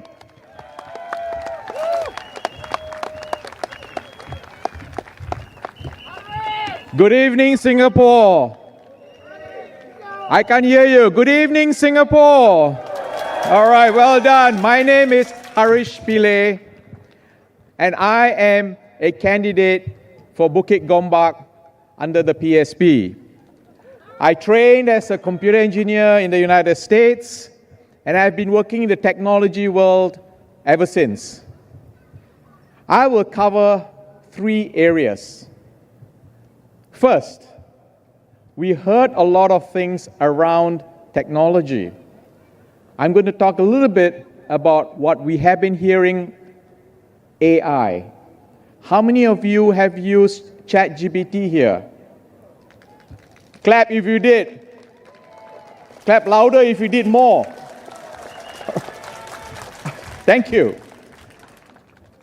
I want to discuss that we need to ensure that no one in Singapore is left behind with the AI and technology divide. I worked with building the internet and AI when I was in school in the United States in the late 1980s, way before it became commonplace for all of us here. And in just 3 short years ago, and 2 years after COVID, how many of you remember COVID? 2 years after COVID, we see a brand new AI resurgence. And it is attracting everybody's attention. It is no longer a futuristic concept. It is here. AI is now reshaping communities, economies, workplaces, and dare I say, all of us on a daily basis, from virtual assistants and so on. Singapore has always invested in areas that the government thinks would add advantage to Singaporeans, such as semiconductors and biotech. Today, we are going head-on to become a hub for AI in this part of the world. We are racing forward very strongly in this, but there is a big question that we have to ask. Who is being left behind? Who is being left behind? While some of us embrace the technology, there are a lot of us who struggle with it. I have seen this in my walkabouts. I've seen some of the senior citizens in Bukit Gombak struggling with using the mobile phone. It is not an easy thing to do. Eyesight may be an issue. Mobility becomes another issue. We use technologies daily. Remember, on May the 3rd, next week on Saturday, you can go and vote. When you go to vote, all you really need to do is bring your mobile phone. Why? Because you have SingPass. Why? Because SingPass will give you access to the IC.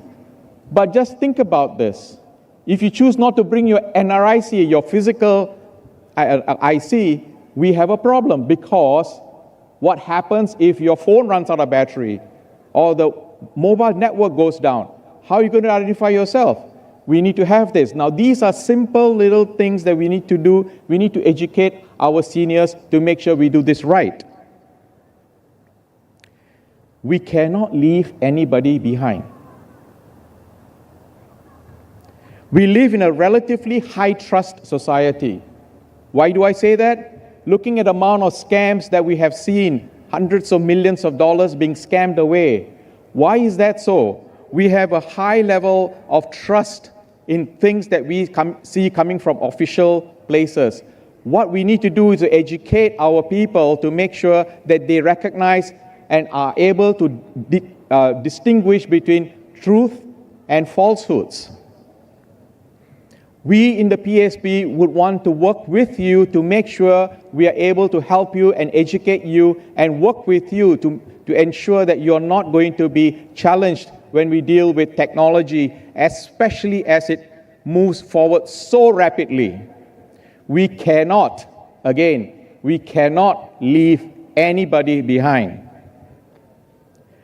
This brings me to my second point, income equality. Income inequality in Singapore is already very high. If we don't have a good job if we don't do a good job navigating the AI revolution that we are seeing currently, it will deepen this inequality. We do not want to have this happen at all. If only a small fraction of the society can handle this, what about the rest of us? We need to make sure the rest of us are not left behind. Please repeat after me. No one is left behind. No one is left behind. Socially, exclusion breeds distrust and division, undermining the harmony that we cherish in this multiracial country of ours. PSP believes that progress cannot come at the cost of leaving people behind. Absolutely not. We may have to deal with jobs being replaced because of AI. What do we do to help those who get displaced? We must push forward with quality retraining. As my colleagues have also said, there is retraining available, but after you're retrained, are there opportunities? If there are no opportunities, what did I train for? It's a real issue that we do not have concrete and useful answers so far.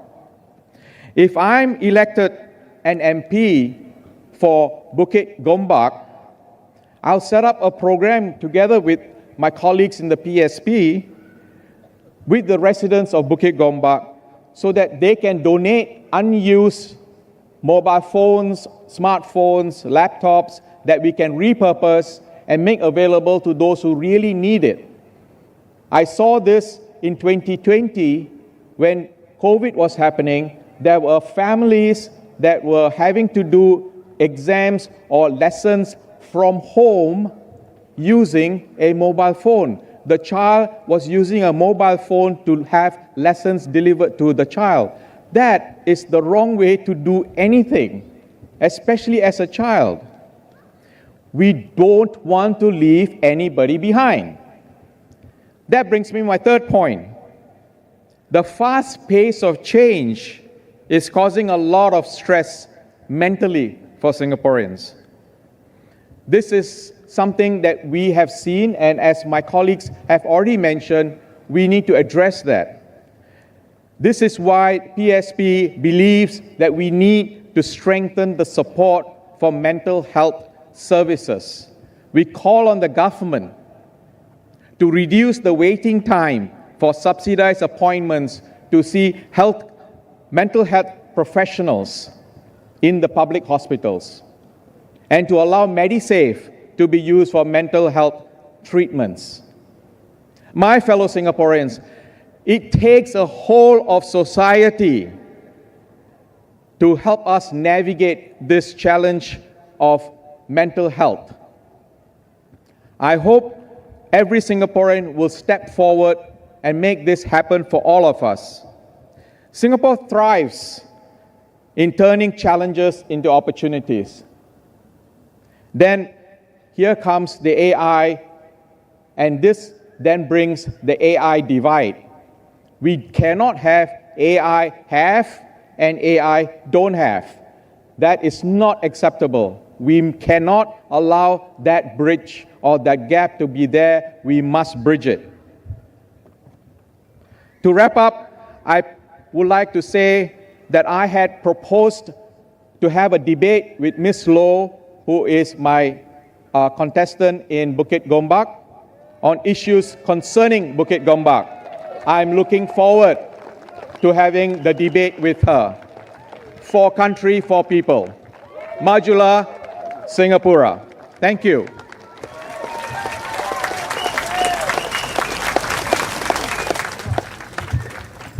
All right. Ladies and gentlemen, how are all of you feeling now? Do you want to hear more?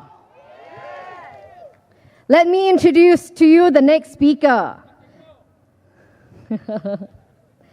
He's the head of business development at a global company, but outside of his regional work, he's known to us as the president and founder of the Makan Association with 8 Silat clubs training students across Singapore. You're such a big fan, huh? Put your hands together for Sumaraki Amja.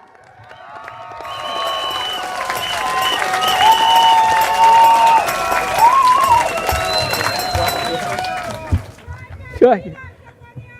Where's the striker? 晚上好. Malay Wanakkam. Salam sejahtera. My fellow Singaporeans, residents of Marymount and Kebun Baru, good evening. My name is Sumaraki Amja, as what you have heard just now, but you can call me Lucky. I'm the PSP candidate for West Coast Jurong West GRC.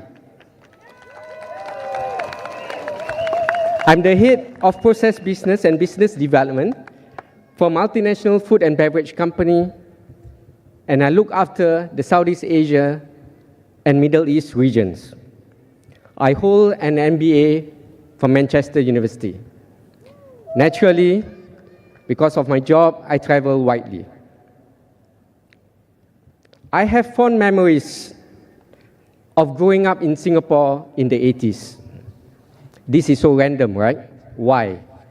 Because my topic today is cost of living, our favorite topic. In 1998, I was selected to go for an exchange program in Japan for about 1 month, 2 months. Back then, when I was there, I was so afraid to spend because Japan was so expensive.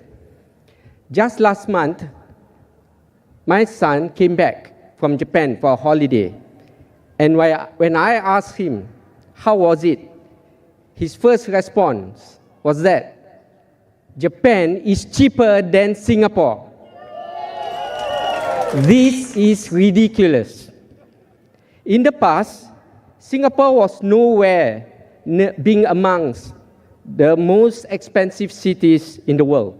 However, from 2014, Singapore has consistently topped the Economist Intelligence Unit list for having the highest cost of living in the world. Don't boo me. Don't boo me. Okay? Of course, there are many factors contributing to the cost of living, right? Like the GST, right? Many other factors. But the primary driver at the heart of this issue is high property prices. This is the single primer for causing the high cost of living that we are facing today. When you go to the coffee shop and the price of your chai fan costs from $3.50 to $5, And for our Muslim brothers and sisters, nasi padang is already $10, right? It is partly because the person selling at the coffee shop has to pay a very high rent. And the rent has gone up too high that the prices has gone spiraling upwards. It is no fault of the seller because the landlord also bought the property at a very high price. Over the last 5 years, there have been multiple coffee shops all over Singapore sold for more than 40 million. I give you examples. 2002, a coffee shop in Tampines was sold for 41 million. 2023, a coffee shop in Serangoon, which is near here, was sold for 40.5 million. The new owner paid almost 10,000 per square foot.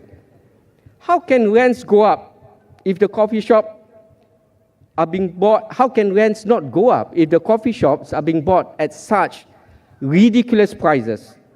And when rents go up, the food sellers must also increase the prices of the food they sell. It is not the food seller that's making the profit.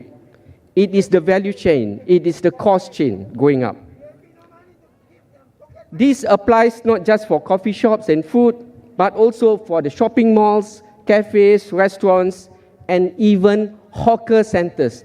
Our only avenue to find cheap, affordable food is also affected. It was reported that after the Thomson East Coast Line opened, rents at Parkway Parade Mall increased for some almost up to 30%.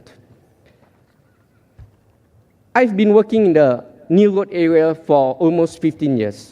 Right? For the first 10 years, it was a very nice, cozy neighborhood with very chic cafes. Very nice area for us to work, to play, as well as to dine.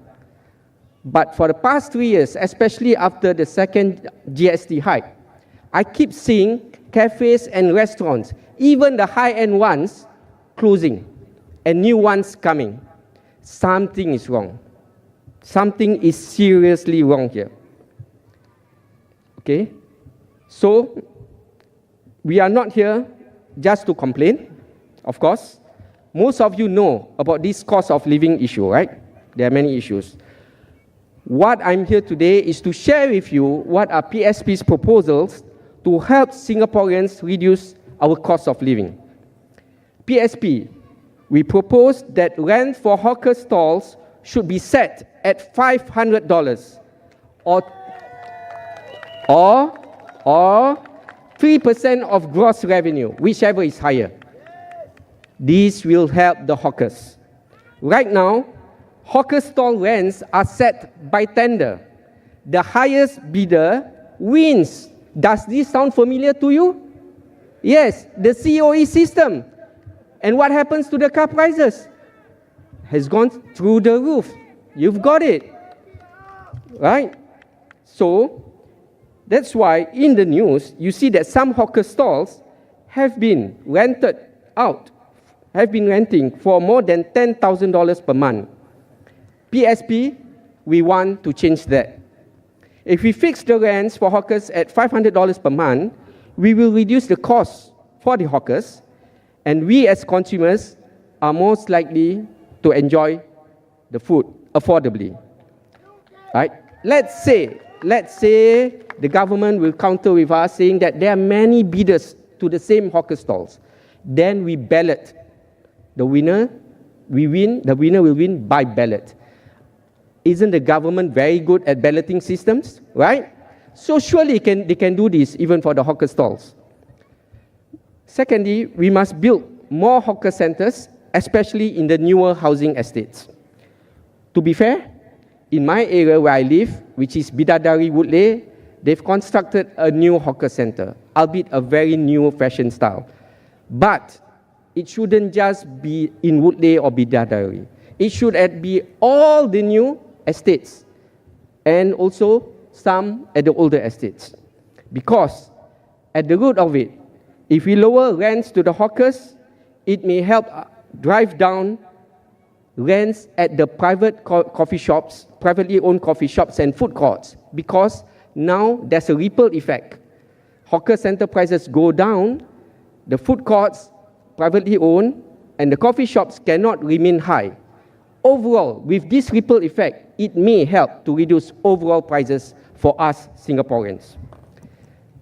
PSC has also proposed that guidelines should be set for annual rent increases for commercial properties. Okay? And these will help cap the rent increases on a yearly basis so that we can calibrate the rent increases year on year. My fellow Singaporeans, this is the most important message I would like to share with you. We should not pretend, the government should not pretend that they are a passive bystander in our cost of living crisis. When you go to the ballot box on the 3rd of May, think of the price of the plate of chicken rice that you wish to pay. If you want to pay $10, vote them. If you want affordable prices for you and your family, vote PSP. Vote for Progress for All. Vote for Progress Singapore Party. Saya sini. Terima kasih.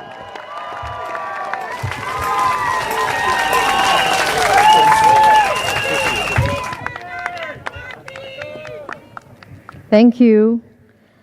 Our next speaker, who's up next, he's the CEO of a regional risk consulting firm and held leadership positions over various MNCs, also served as the management committee of NUS Society. Please welcome our candidate for Marymount SMC, Jeffrey Khoo.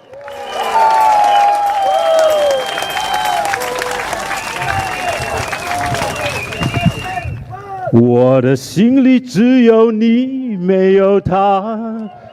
你要相信我的情意并不假，只有你才是我梦想，只有你才叫我牵挂。我的心里没有他。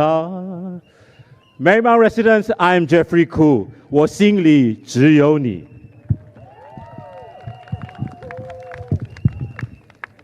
I'm so glad that our very first rally, our very first PSP rally, is here in Marymount. Marymount residents have a very special place in our hearts, in my heart. Let me speak a little bit about myself. I'm a 56-year-old graduate.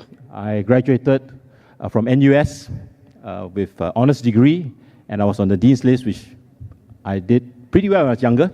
But as I went along in life also, like many of you, I also had tough times, right? But I'm not going to say I come from a poor family, I come from a middle-class family, okay? Okay, so I spent 3 decades in corporates and SMEs. I'm going to speak today in 2 languages.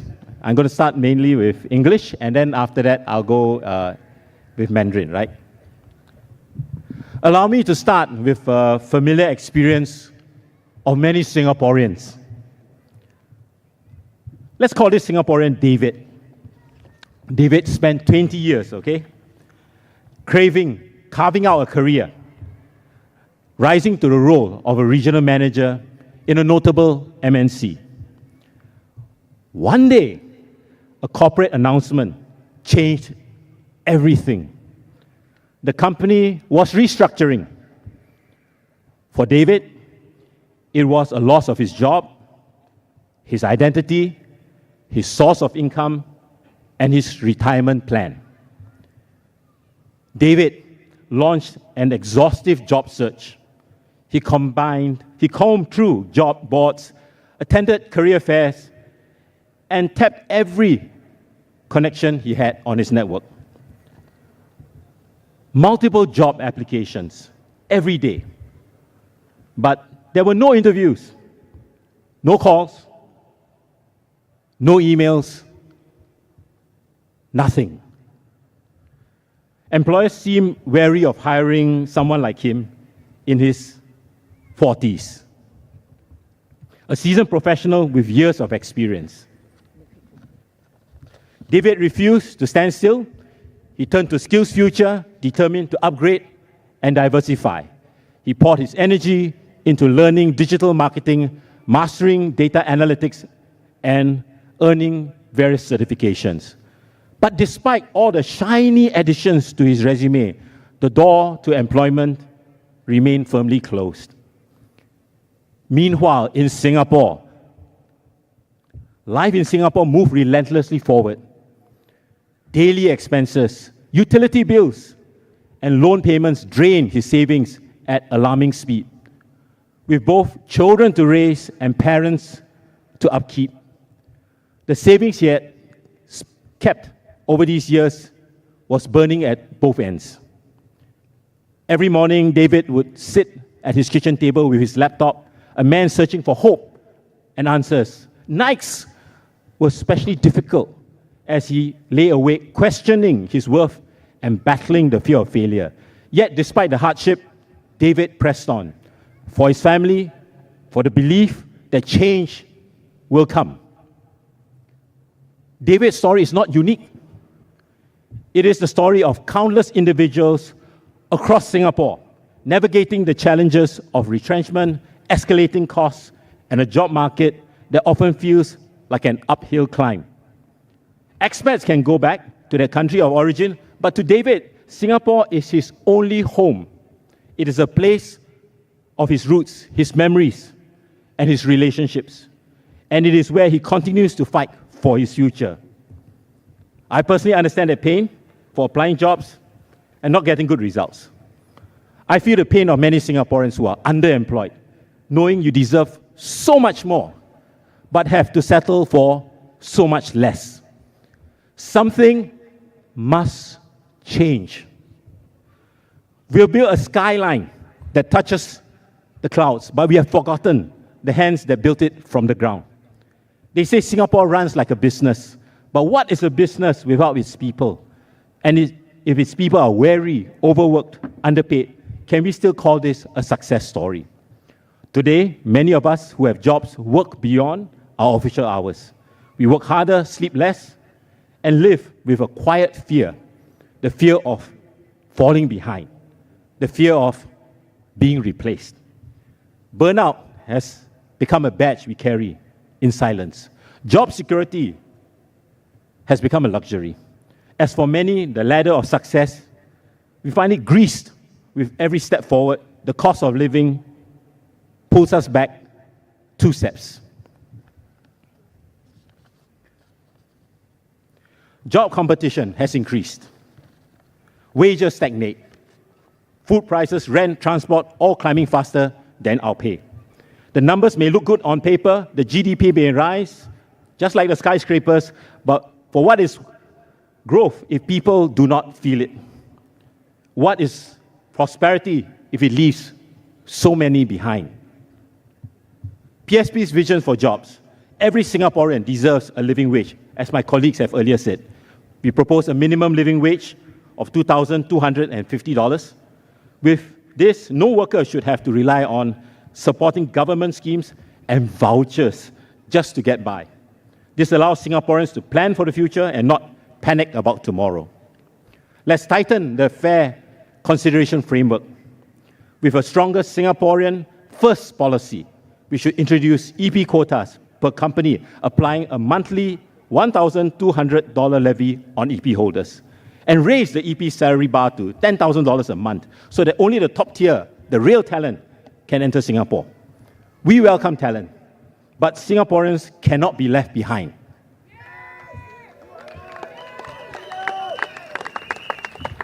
We should strive for a 40-hour week and not 44. 14 days minimum leave, up from the 7. Equal parental leave, 15 weeks per parent. And of course, introduce the right to disconnect, as my colleague has said. Respect our after-office hours. You deserve to be with your family, not glued to work emails long into the night.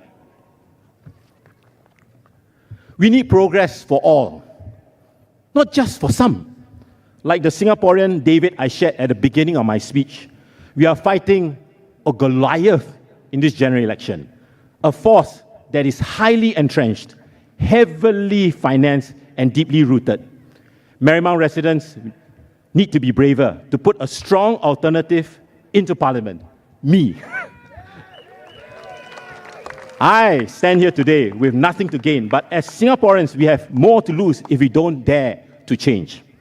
To my supporters and also my critics, I thank you because I believe it is by listening to every side, even if it's uncomfortable, that we grow stronger, clearer, and more committed to building a shared future that serves all Singaporeans.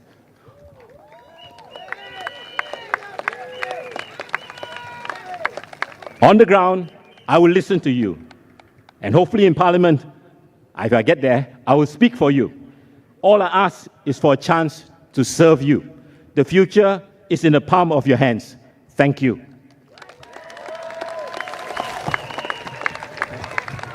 And now, quickly in Mandarin.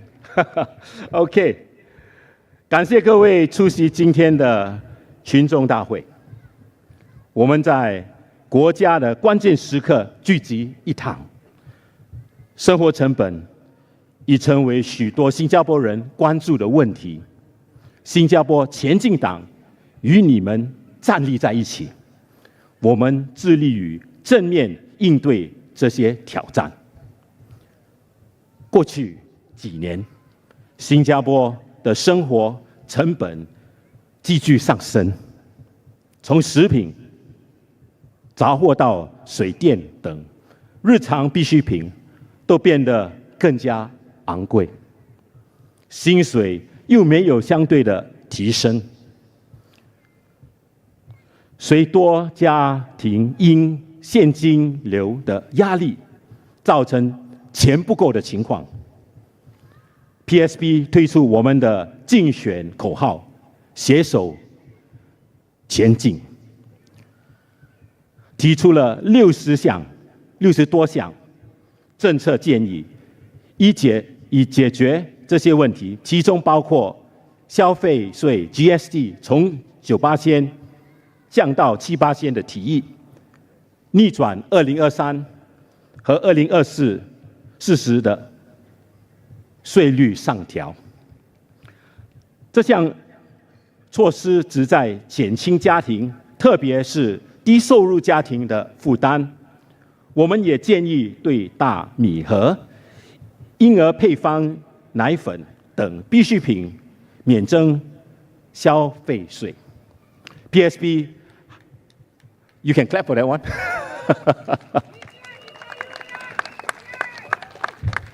PSP 还建议加强社会安全网，以确保弱势群体在困难时期能够获得足够的支持。这些举措还包括住房、工资、医疗保险、医疗保健方面的广泛改革，旨在解决财务压力的根本原因。我们的政策建议体现了对公平和同情的承诺，通过优势考虑普通新加坡人的需求。我们旨在建立一个共享进步的社会，让每个人都能有尊严的生活，让我们携手应对生活成本问题。马来蒙需要一个没有受到党鞭约束或上级压抑的候选人，为人民发声。我可以做马来蒙居民的声音，在国会为居民争取最高的福利。3月3日当天，您的一票是神圣的。我邱保忠前进党诚恳的希望能得到您的一票支持，谢谢你们。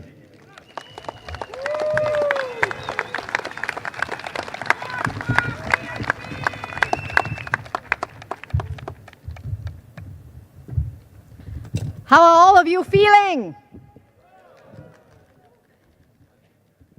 For the next speaker, she graduated first class in mathematics from Cambridge, and in Parliament has fought tirelessly as an NCMP, raising tough questions on housing, cost of living, education, governance. The list goes on. Please welcome Hazel Poa.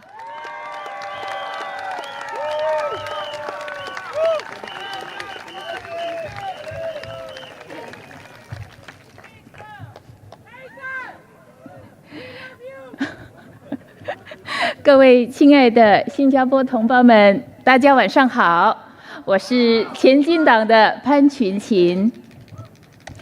小的时候，当我母亲工作时，我是由我外祖母带大的，而她就住在哥本巴鲁。后来我上爱童小学以及圣尼各拉女中，也都是在哥本巴鲁。 这里有着我童年和青少时期的记忆，处处带着我的亲人和我的朋友们的身影。所以不久之前，当我在考虑竞选单选区时，就很希望能够在哥本巴鲁竞选。所以大约1年前，我与我先生开始在哥本巴鲁走访，想进一步了解哥本巴鲁的近况。 而玛丽蒙呢，则是我与我先生工作的地方。我们创业时的第一间教育中心就是在玛丽蒙，到如今已经有20多年的历史了。不久前，我在玛丽蒙做家访时，就碰到了从前的学生，如今都已长大成人，踏入社会了。这2个地方对我来说都是很特别的地方。 所以我很高兴，前进党能为这里的居民带来2位优秀的候选人，以供选择。虽然我这么形容自己的先生有点厚颜，请大家多多包涵。我也不再多说了，一会儿就由梁文辉进一步介绍2位候选人。接下来我将以英语发言。Dear Singaporeans, good evening. I'm Hazel Poa from PSP. Thank you for gracing us with your presence here tonight at PSP's very first rally. Today, I would like to discuss an important aspect of Singapore's governance, the enduring dominance of PAP in Singapore politics. PAP has been governing Singapore for 66 years. Many of us have never experienced a Singapore that was not governed by the PAP. Myself, for example, when I was born, PAP was already the ruling party. As I grew up, I witnessed the economic transformation of Singapore. Our public housing program also brought great changes to our social landscape. Many people's lives got better, but there were also chilling moments in my youth that brought fear. Some Singaporeans were arrested without trial. Adults around me told me not to get involved in politics. Opposition representation was non-existent when I was a child and was very small even by the time I entered politics. Of course, a lot of time has passed since then, but even now, opposition is severely underrepresented. At the last GE in 2020, PAP won 60% of the votes, but that translated into 90% of the elected seats. So even though 40% of the population voted for opposition, only 10% of the elected seats were held by opposition MPs. This distorted result is due to our first-past-the-post voting system. The PAP's dominance in Parliament is likely to continue for some time to come. Now, what does this dominance truly mean for us? On the positive side, it ensures continuity in our policies and fosters stability. On the negative side, it allows the ruling party to put and keep in place rules that create an unlevel playing field and hinder fair political competition. Singaporeans, we take pride in meritocracy. But meritocracy can only exist where there is fair competition. Only when competition is fair can the best person win, rather than the person who has the best connections or the person who has the most money or any other advantage not related to ability. Do we have fair competition in Singapore? What do you think? Yes or no? Let's take a look at one example, the review of electoral boundaries. Is it fair for SMCs where opposition perform well to have a much higher chance of being absorbed into a GRC at the next election?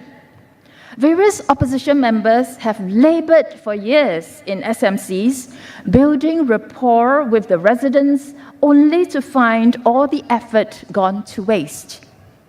A recent example is Bukit Batok SMC, where Dr. Chee Soon Juan contested in 2016 and 2020. This year, Bukit Batok SMC has been absorbed into Jurong East Bukit Batok GRC, and Dr. Chee has had to start afresh in Sembawang West SMC. If this were an isolated incident, it would not be quite so worrying, but it is not. Historical data tells us that this is a pattern. Statistics tell us that this is not random. I have presented these statistics in Parliament in August 2024 when I filed a motion on electoral boundaries review. During the electoral boundaries review debate, when the leader of the opposition, Pritam Singh, asked Minister Chan Chun Sing directly in Parliament whether there is gerrymandering in Singapore, the minister did not reply directly. He did not state categorically that there is no gerrymandering. He merely described for us again the existing process of reviewing boundaries. What does that tell you when the minister is unable to declare in Parliament that there is no gerrymandering in Singapore? So the question facing us is, has decades of PAP dominance affected the independence of the EBRC? And what about other important institutions? Democracy works on the basis of division of power and a system of checks and balances. Part of the system is the independence of various key institutions, the public service, the judiciary, key appointments like the Attorney General, Accountant General, Auditor General, the President, etc. The media and the union should also be independent in order to perform their roles wholeheartedly. If the independence of key institutions and appointments are compromised, our democracy is compromised. A pervasive interconnectedness also limits the space for individuals to be independent-minded. Take another example. Nominated members of Parliament are supposed to be non-partisan. Their existence in Parliament was justified on the basis of bringing non-partisan views into Parliament. However, the recent resignations by two NMPs in the middle of their terms have thrown doubts on this. One is running as a PAP candidate, and another originally applied to join the PAP, but later decided against running, probably due to the public outcry. PAP's political dominance has also given them the ability to change the constitution whenever they want and however they want. To change the constitution, we need the approval of at least 2/3 of the MPs, or 67%. PAP representation in Parliament exceeds that threshold easily. This has enabled them to change the criteria for the elected president and reserved the presidential election 2017 for Malay candidates only.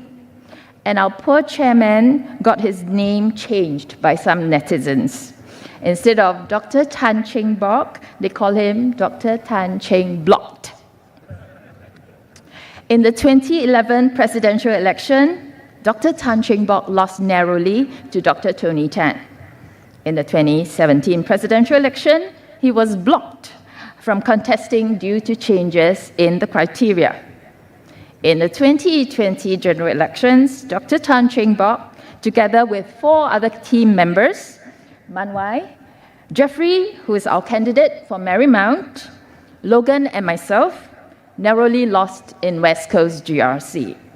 But today, he is here to fight again.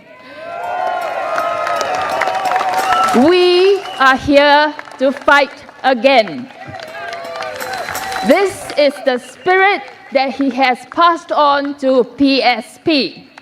You may knock us with your might, but we will get up and fight again.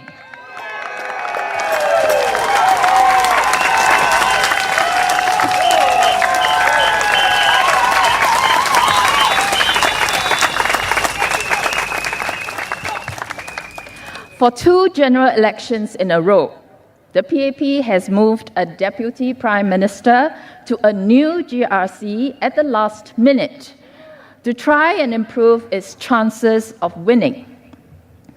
Is the GRC system meant to just ensure multiracial politics? Or does it also help to entrench the PAP's dominance? PAP's dominance is especially worrying when it is accompanied by falling standards. Many Singaporeans have observed that the current PAP is different from the old PAP. My colleague Mun Wai will talk more about this later. Dear voters of Marymount and Kebun Baru, please help us bring more opposition into Parliament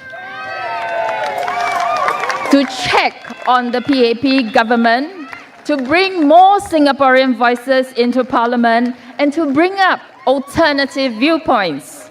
More ideas and more perspectives are needed, especially in uncertain times.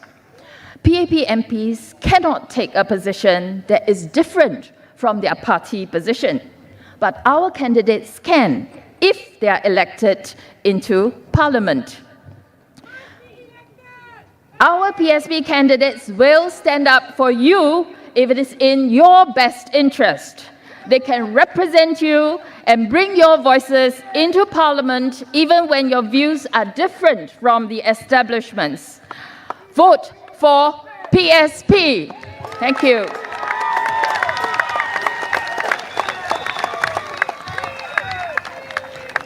Thank you. Thank you, Hazel. Can I have one round of applause for our NCMP, Hazel?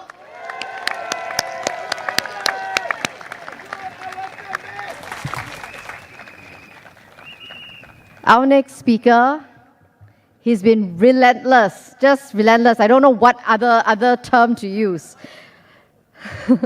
As an NCMP, question the government on everything. Cost of living, jobs, wages, housing, and even national reserves. Frankly, the list is never ending. The most tenacious person we know. Please welcome Leong Mun Wai.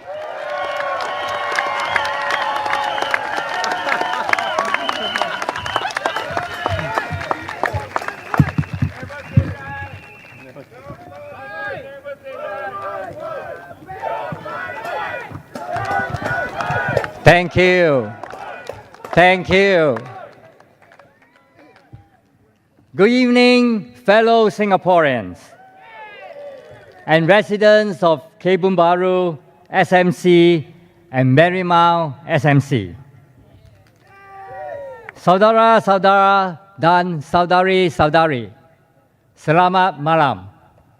Terima kasih atas sokongan Anda untuk PSP. 亲爱的哥本巴鲁，还有马来蒙区的居民，还有来自全新加坡的同胞们，大家晚上好。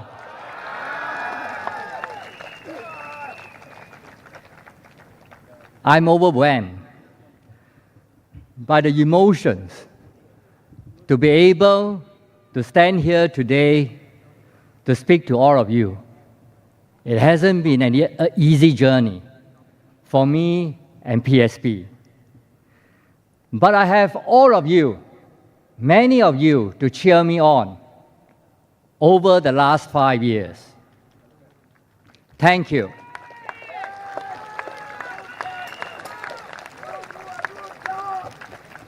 Thousands of Singaporeans have given me the thumbs up, stepped forward to shake my hands, and even talk to me. I would like to thank all of you for your support and encouragement. You are the ones that have kept me going and given me the courage to hang in there when the going was tough. If I have made a difference, you are the ones who have enabled it. Thank you.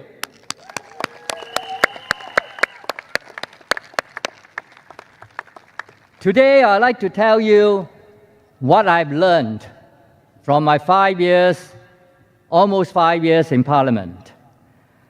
My time in Parliament has convinced me that the 4G PAP has really lost its way.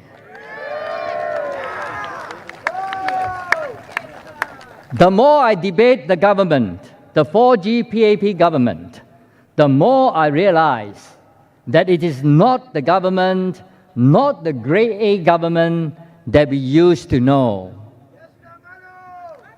On the governance front, we can see a general decline in the standards in accountability, competence, and ethics in recent years.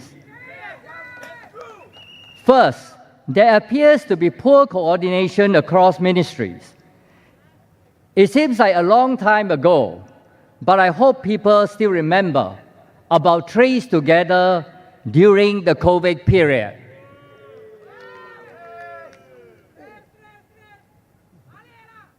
In June 2020, SM Teo Chee Hean and Dr. Vivian Balakrishnan told Singaporeans that Trace Together data would be used for contact tracing only. But in February 2021, Dr. Balakrishnan told Parliament that the police has used the data once. And he already knew this around October 2020, but he didn't tell Singaporeans. The Trace Together episode raises serious questions about the coordination between ministries today. At the start, the government acted in its typical fashion.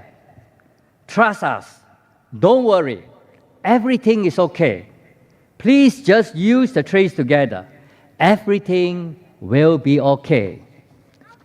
Then they found out that they made a mistake.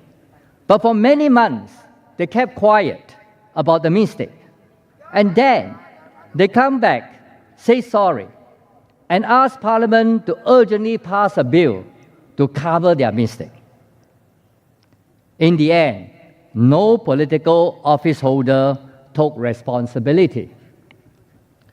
We again saw poor coordination across ministries and agencies in December 2024, when Accra mistakenly disclosed the full NIRC number of many Singaporeans after misinterpreting a circular from the MDDI. No political office holder came out publicly to take responsibility again.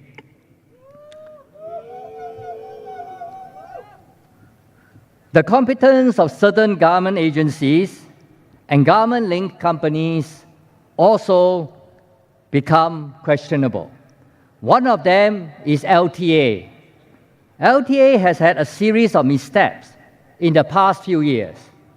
For example, in January 2024, the LTA announced they was going to push the full adoption of the Simply Go system.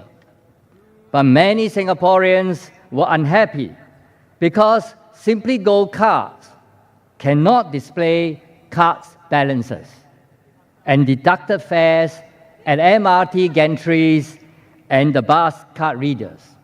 A few weeks later, LTA had to backtrack and postpone these plans for full adoption.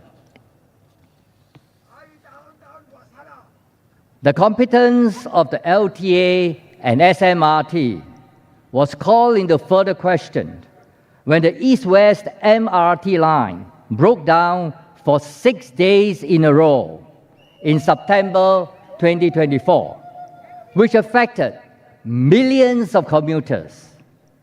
The long breakdown was due to a faulty train component, which caused damage to the tracks between Jurong East and Buona Vista stations. It exposed the fact that the East-West line is the only MRT access for the west to the other parts of Singapore. And not only that, in February 2025, just a few months after the 6-day breakdown, there were 3 breakdowns within a week on the North-South line, North-East line, and Circle lines.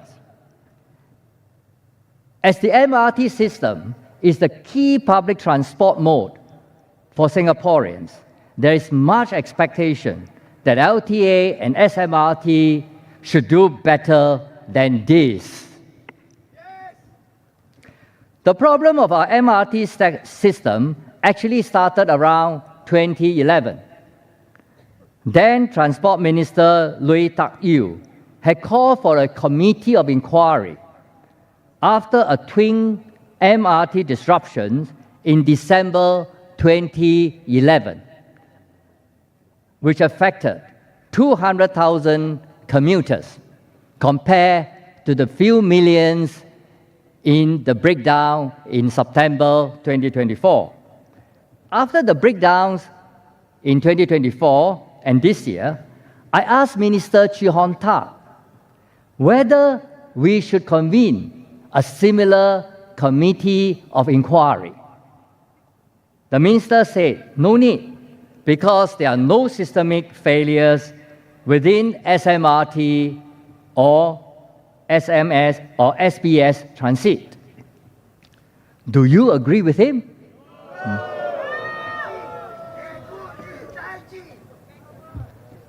As compared to the previous generations of PAP leaders, there is less and less accountability by the 4G leaders on how decisions are taken and who are responsible. The best example is the recent income alliance deal, which I debated with the government intensively in Parliament. We almost sold income insurance to Allianz, and they plan to execute a $1.85 billion capital reduction after the purchase. In simple terms, buy first, take out $1.85 billion from inside, and give back to the shareholders, including Allianz. I would call that asset stripping. More importantly, this $1.85 billion was part of the capital left behind in income insurance to fulfill its social mission. The government had come out in October 2024 to reject the deal And during the debate, we were told that apparently the NTUC Central Committee didn't know about the capital reduction plan at all. But the NTUC Secretary General, Mr. Ng Chi Meng, is on both the Central Committee of NTUC and also the board of NTUC Enterprise, which is the parent company of Income Insurance, which make the decision to sell Income to Allianz. So Mr. Ng Chi Meng should have known about the capital reduction.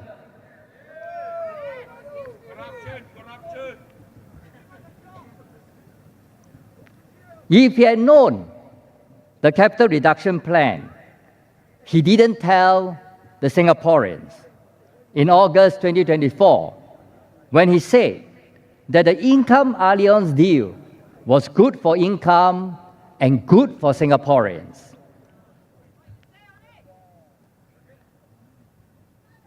There also seems to be a lowering of standards under this government.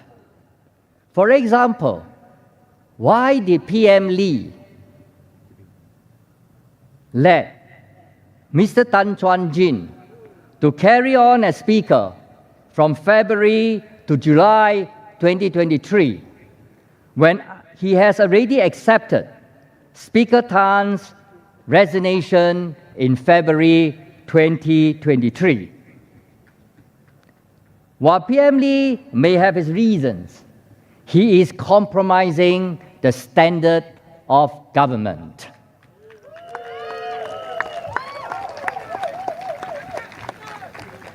The Rida Road saga is another troubling example. As the saying goes, people in high office must not only be doing the right things, they must be seen to be doing the right things. While there may be nothing wrong legally about Minister Shanmugam and Minister Vivian Balakrishnan renting their black and white bungalows from the government, it would be better if they do not do that.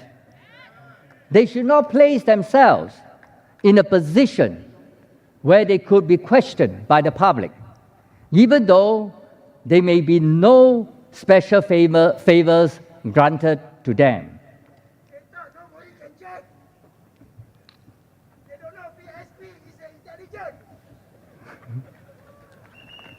And on the social economic front, I felt that the 4G government has little compassion for Singaporeans. PSP stands for compassion. And in Parliament, some ministers have said, compassion is not the monopoly of the opposition. But I can show you a lot of examples why the PAP government, in terms of social economic policies, have shown little compassion to Singaporeans. A very good example is when this government pushed through the GST hike in Budget 2022, even though it was clear that world inflation was spiking up, and Singaporeans have hardly regained their footing after COVID. PSP proposed that the GST hike in 2022, we opposed the GST hike in 2022 and proposed that we should bring the GST now from 9% back to 7%.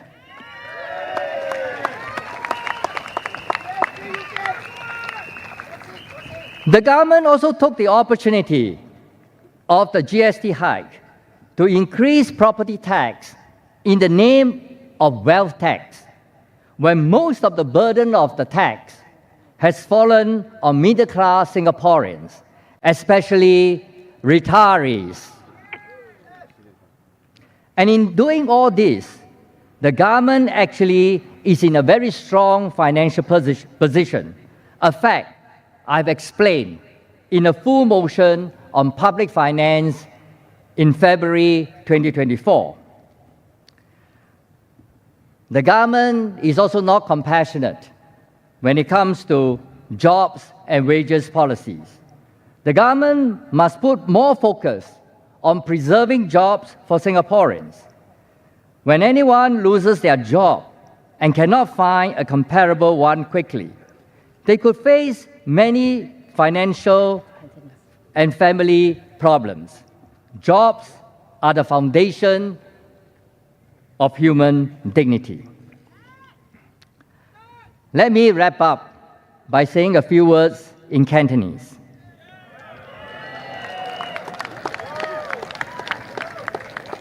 親愛的新加坡同胞們，現在嘅第四代人民行動黨領導人，政府已經唔似以前嘅人民行動黨政府啦。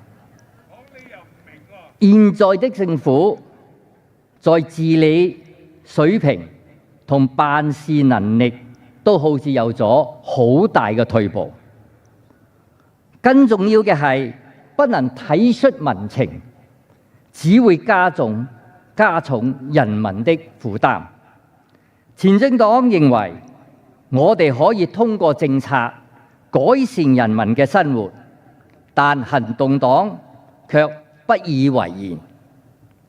大選之後，人民行動黨仍然會組織下一屆政府，但係我哋需要更多的反對黨在國會發出不同嘅聲音，探討更好嘅政策，幫助新加坡人實現更好嘅生活同前程。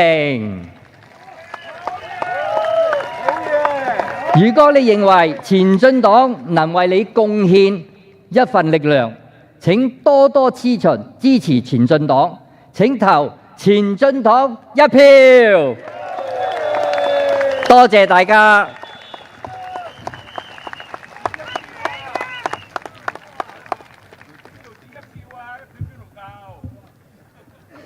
I'm sure the debate could go on and on in Cantonese, but it's still a rally. We keep time. Can we have one round of applause more for Leong Mun Wai?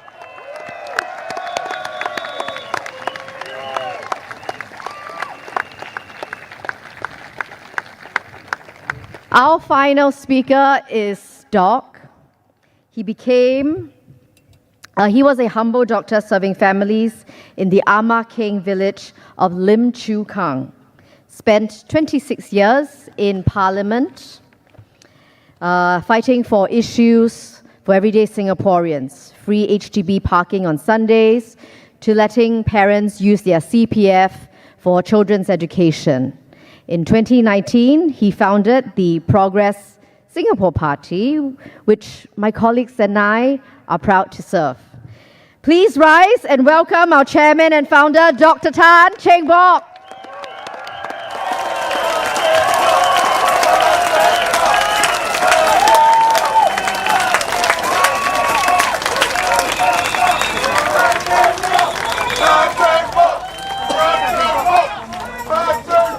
Yeah.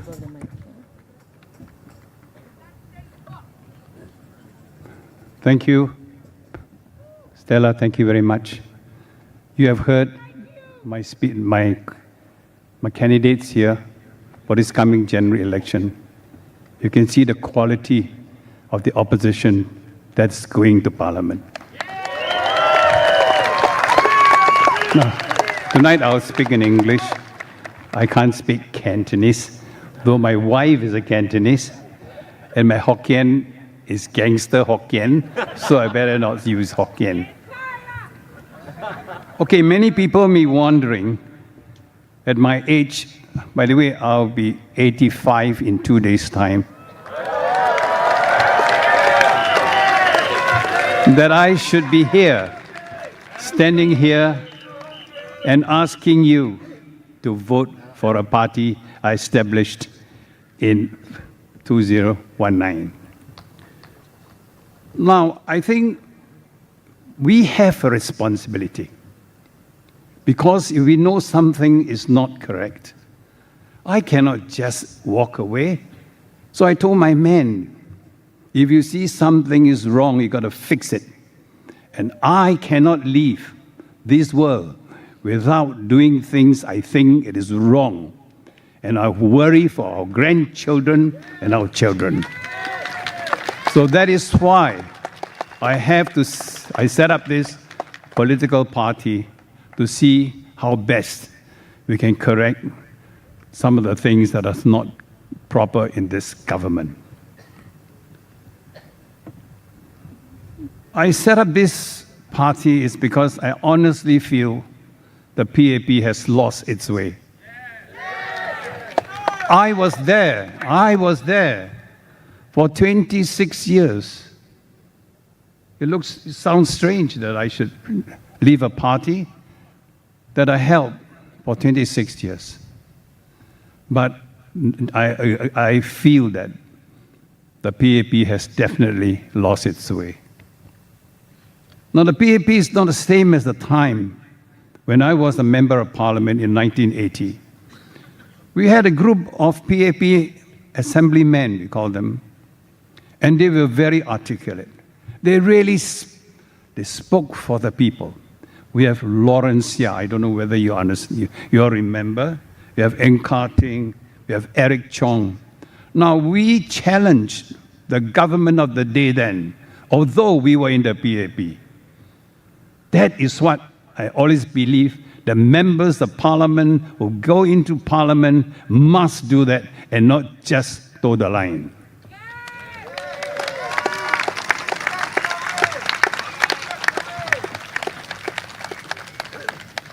You see, in 1990, I voted against the nominated members of parliament. There's a reason why I voted against. Because if you want to get into the House and speak for all of you, you must get a mandate. You cannot just expect to be put in the House and speak for the people. It's definitely wrong. I voted against it. I was cautioned. I was reprimanded. But I had to make that stand because that to me is wrong. We have changed the pattern of parliament, and that is not right. You know, during our time again, members of parliament, they come from all walks of life. The doctors, lawyers, ordinary men in the street.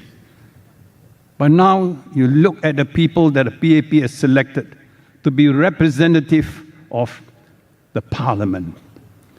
Where do they come from? They come from the civil service. They come from the army, SAF. They come from allied civil service organizations. This is dangerous. There will be group thinking. To me, it is inbreeding. And when there's inbreeding, there is no way you can change policies within that system. For this reason, you must vote opposition.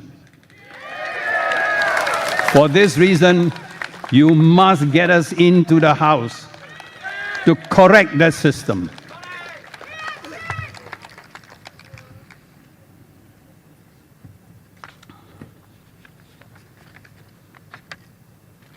Now, Mun Wai has spoken about NTUC, which is something I always thought was wrong in the arrangement where NTUC wanted to sell off this organization. And I remembered the person who really established this. He's Dr. Goh Keng Swee. You must give credit to Goh Keng Swee because he always served the people first. I clashed with him in parliament. I challenged him about his education system.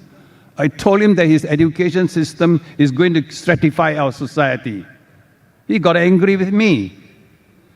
But later on in life, he told me I was right.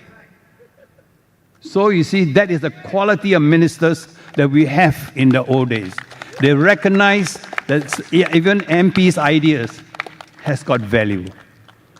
So what I'm trying to say is that we got to search for people, good quality people, to go into the House.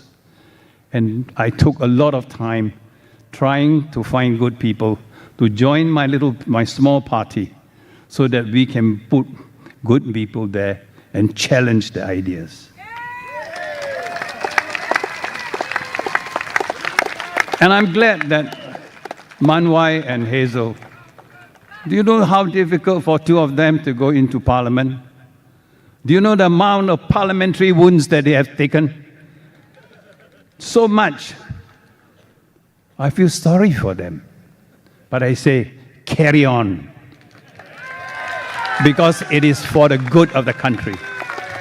Don't be afraid. Parliamentary wounds will heal. You will gain traction.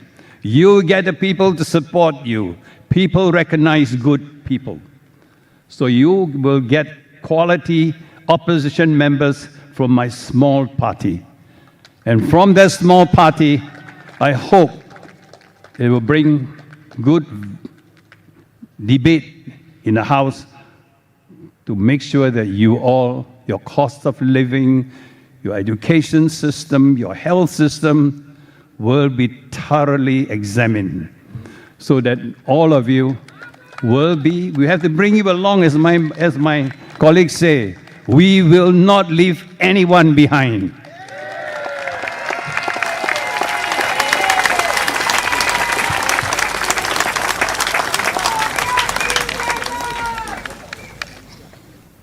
Now, they have asked a lot of questions and debated the PAP on many things. Let me just go over it because I think these are important issues you've got to fully understand that's going to affect you in the future. Your foreign worker policy, your cost of living, your HDB flats, your prices, MRT breakdowns, PSLE, corruption cases. All these Mun Wai and Hazel have debated in the House. And they will continue to do it if they get elected, and with a stronger mandate. You must add value to your vote for them. You know, these two of them, they gave all the salaries to us because our party is poor. They didn't take a cent. That is the quality of the people whom PSP will send to the House. And I think money is something which I always very, very concerned. One of the reasons why I left the PAP is when I find that everything we talk about is money. I think that is not correct because I think let us look at the concern of the people. And I'm sure when we get into the House, Parliament is going to be different. And we'll join force with Workers' Party and all those who are elected to make sure that the issues concern you people will get the attention of the government. Why? Because we hear you. I don't know whether they hear you or not. And this, we cannot take for granted. So I always ask my men, when you go round these flats, please take note of what are their concerns, no matter how small. You have heard some, I actually wanted to introduce some of my members here, but I think you should, you have heard them. There's Lucky. Yeah. I'm talking about my West Coast team. There's Abbas. Where? Yeah. Nala. And Harish.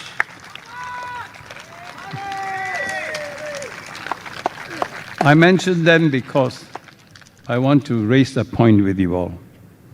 Because many in the beginning questioned PSP as a racist party. Are we a racist party? But they want to label us. And you all must be careful. PAP is very smart in labeling people. So we must make sure that the label don't stick.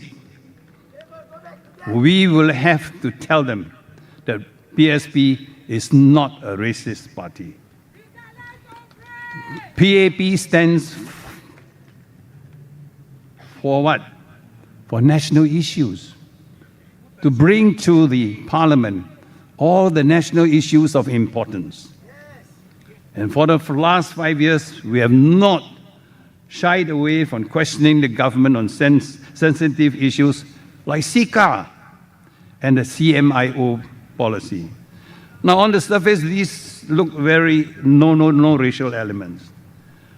Because of that, some of them may be deterred from speaking up on these subjects.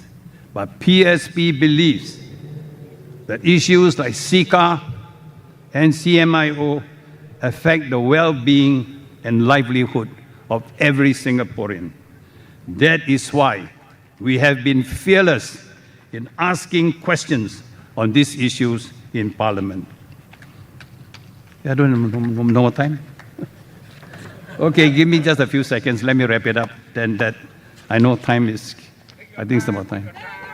Thank you so much. Now, way back in 1985, which seems quite a long time, but I was there from 1980, I said, running a country is not, I've got a time here. Stop, time is up. But I think I should steal a little few minutes. I said running a country is not running like a company. We cannot sack our people if they are less effective. Our responsibilities go beyond that. We must help them. So with that note, I thank you all for coming, and I'm sure over this couple of days, we will be having rallies. We will go around, and we want to convince Singaporeans that PSP, small but effective. Thank you.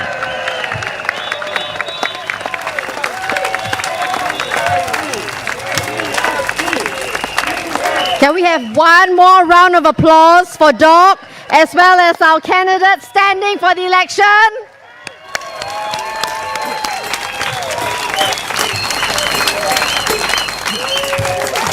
Thank you all for being here. Tonight was more than a rally. We're also giving out free PSP jute bags at the side near our merchandise store. It's for free. You can take this home. It's lovely. You can put groceries inside, go home with it. We hope today has given you something to hope for, vote for. Do you want to hear more from them this week? If yes, please go down to our Chua Chu Kang rally this Saturday evening. We hope to see you there. Take care, everybody. Have a good night.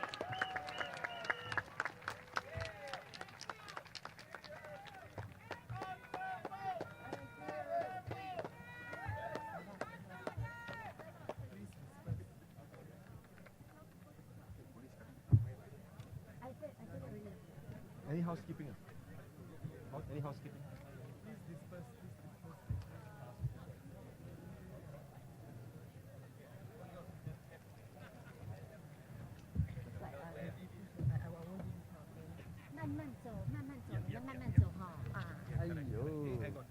Is this mine? Very good, she did. Very good. Very good job.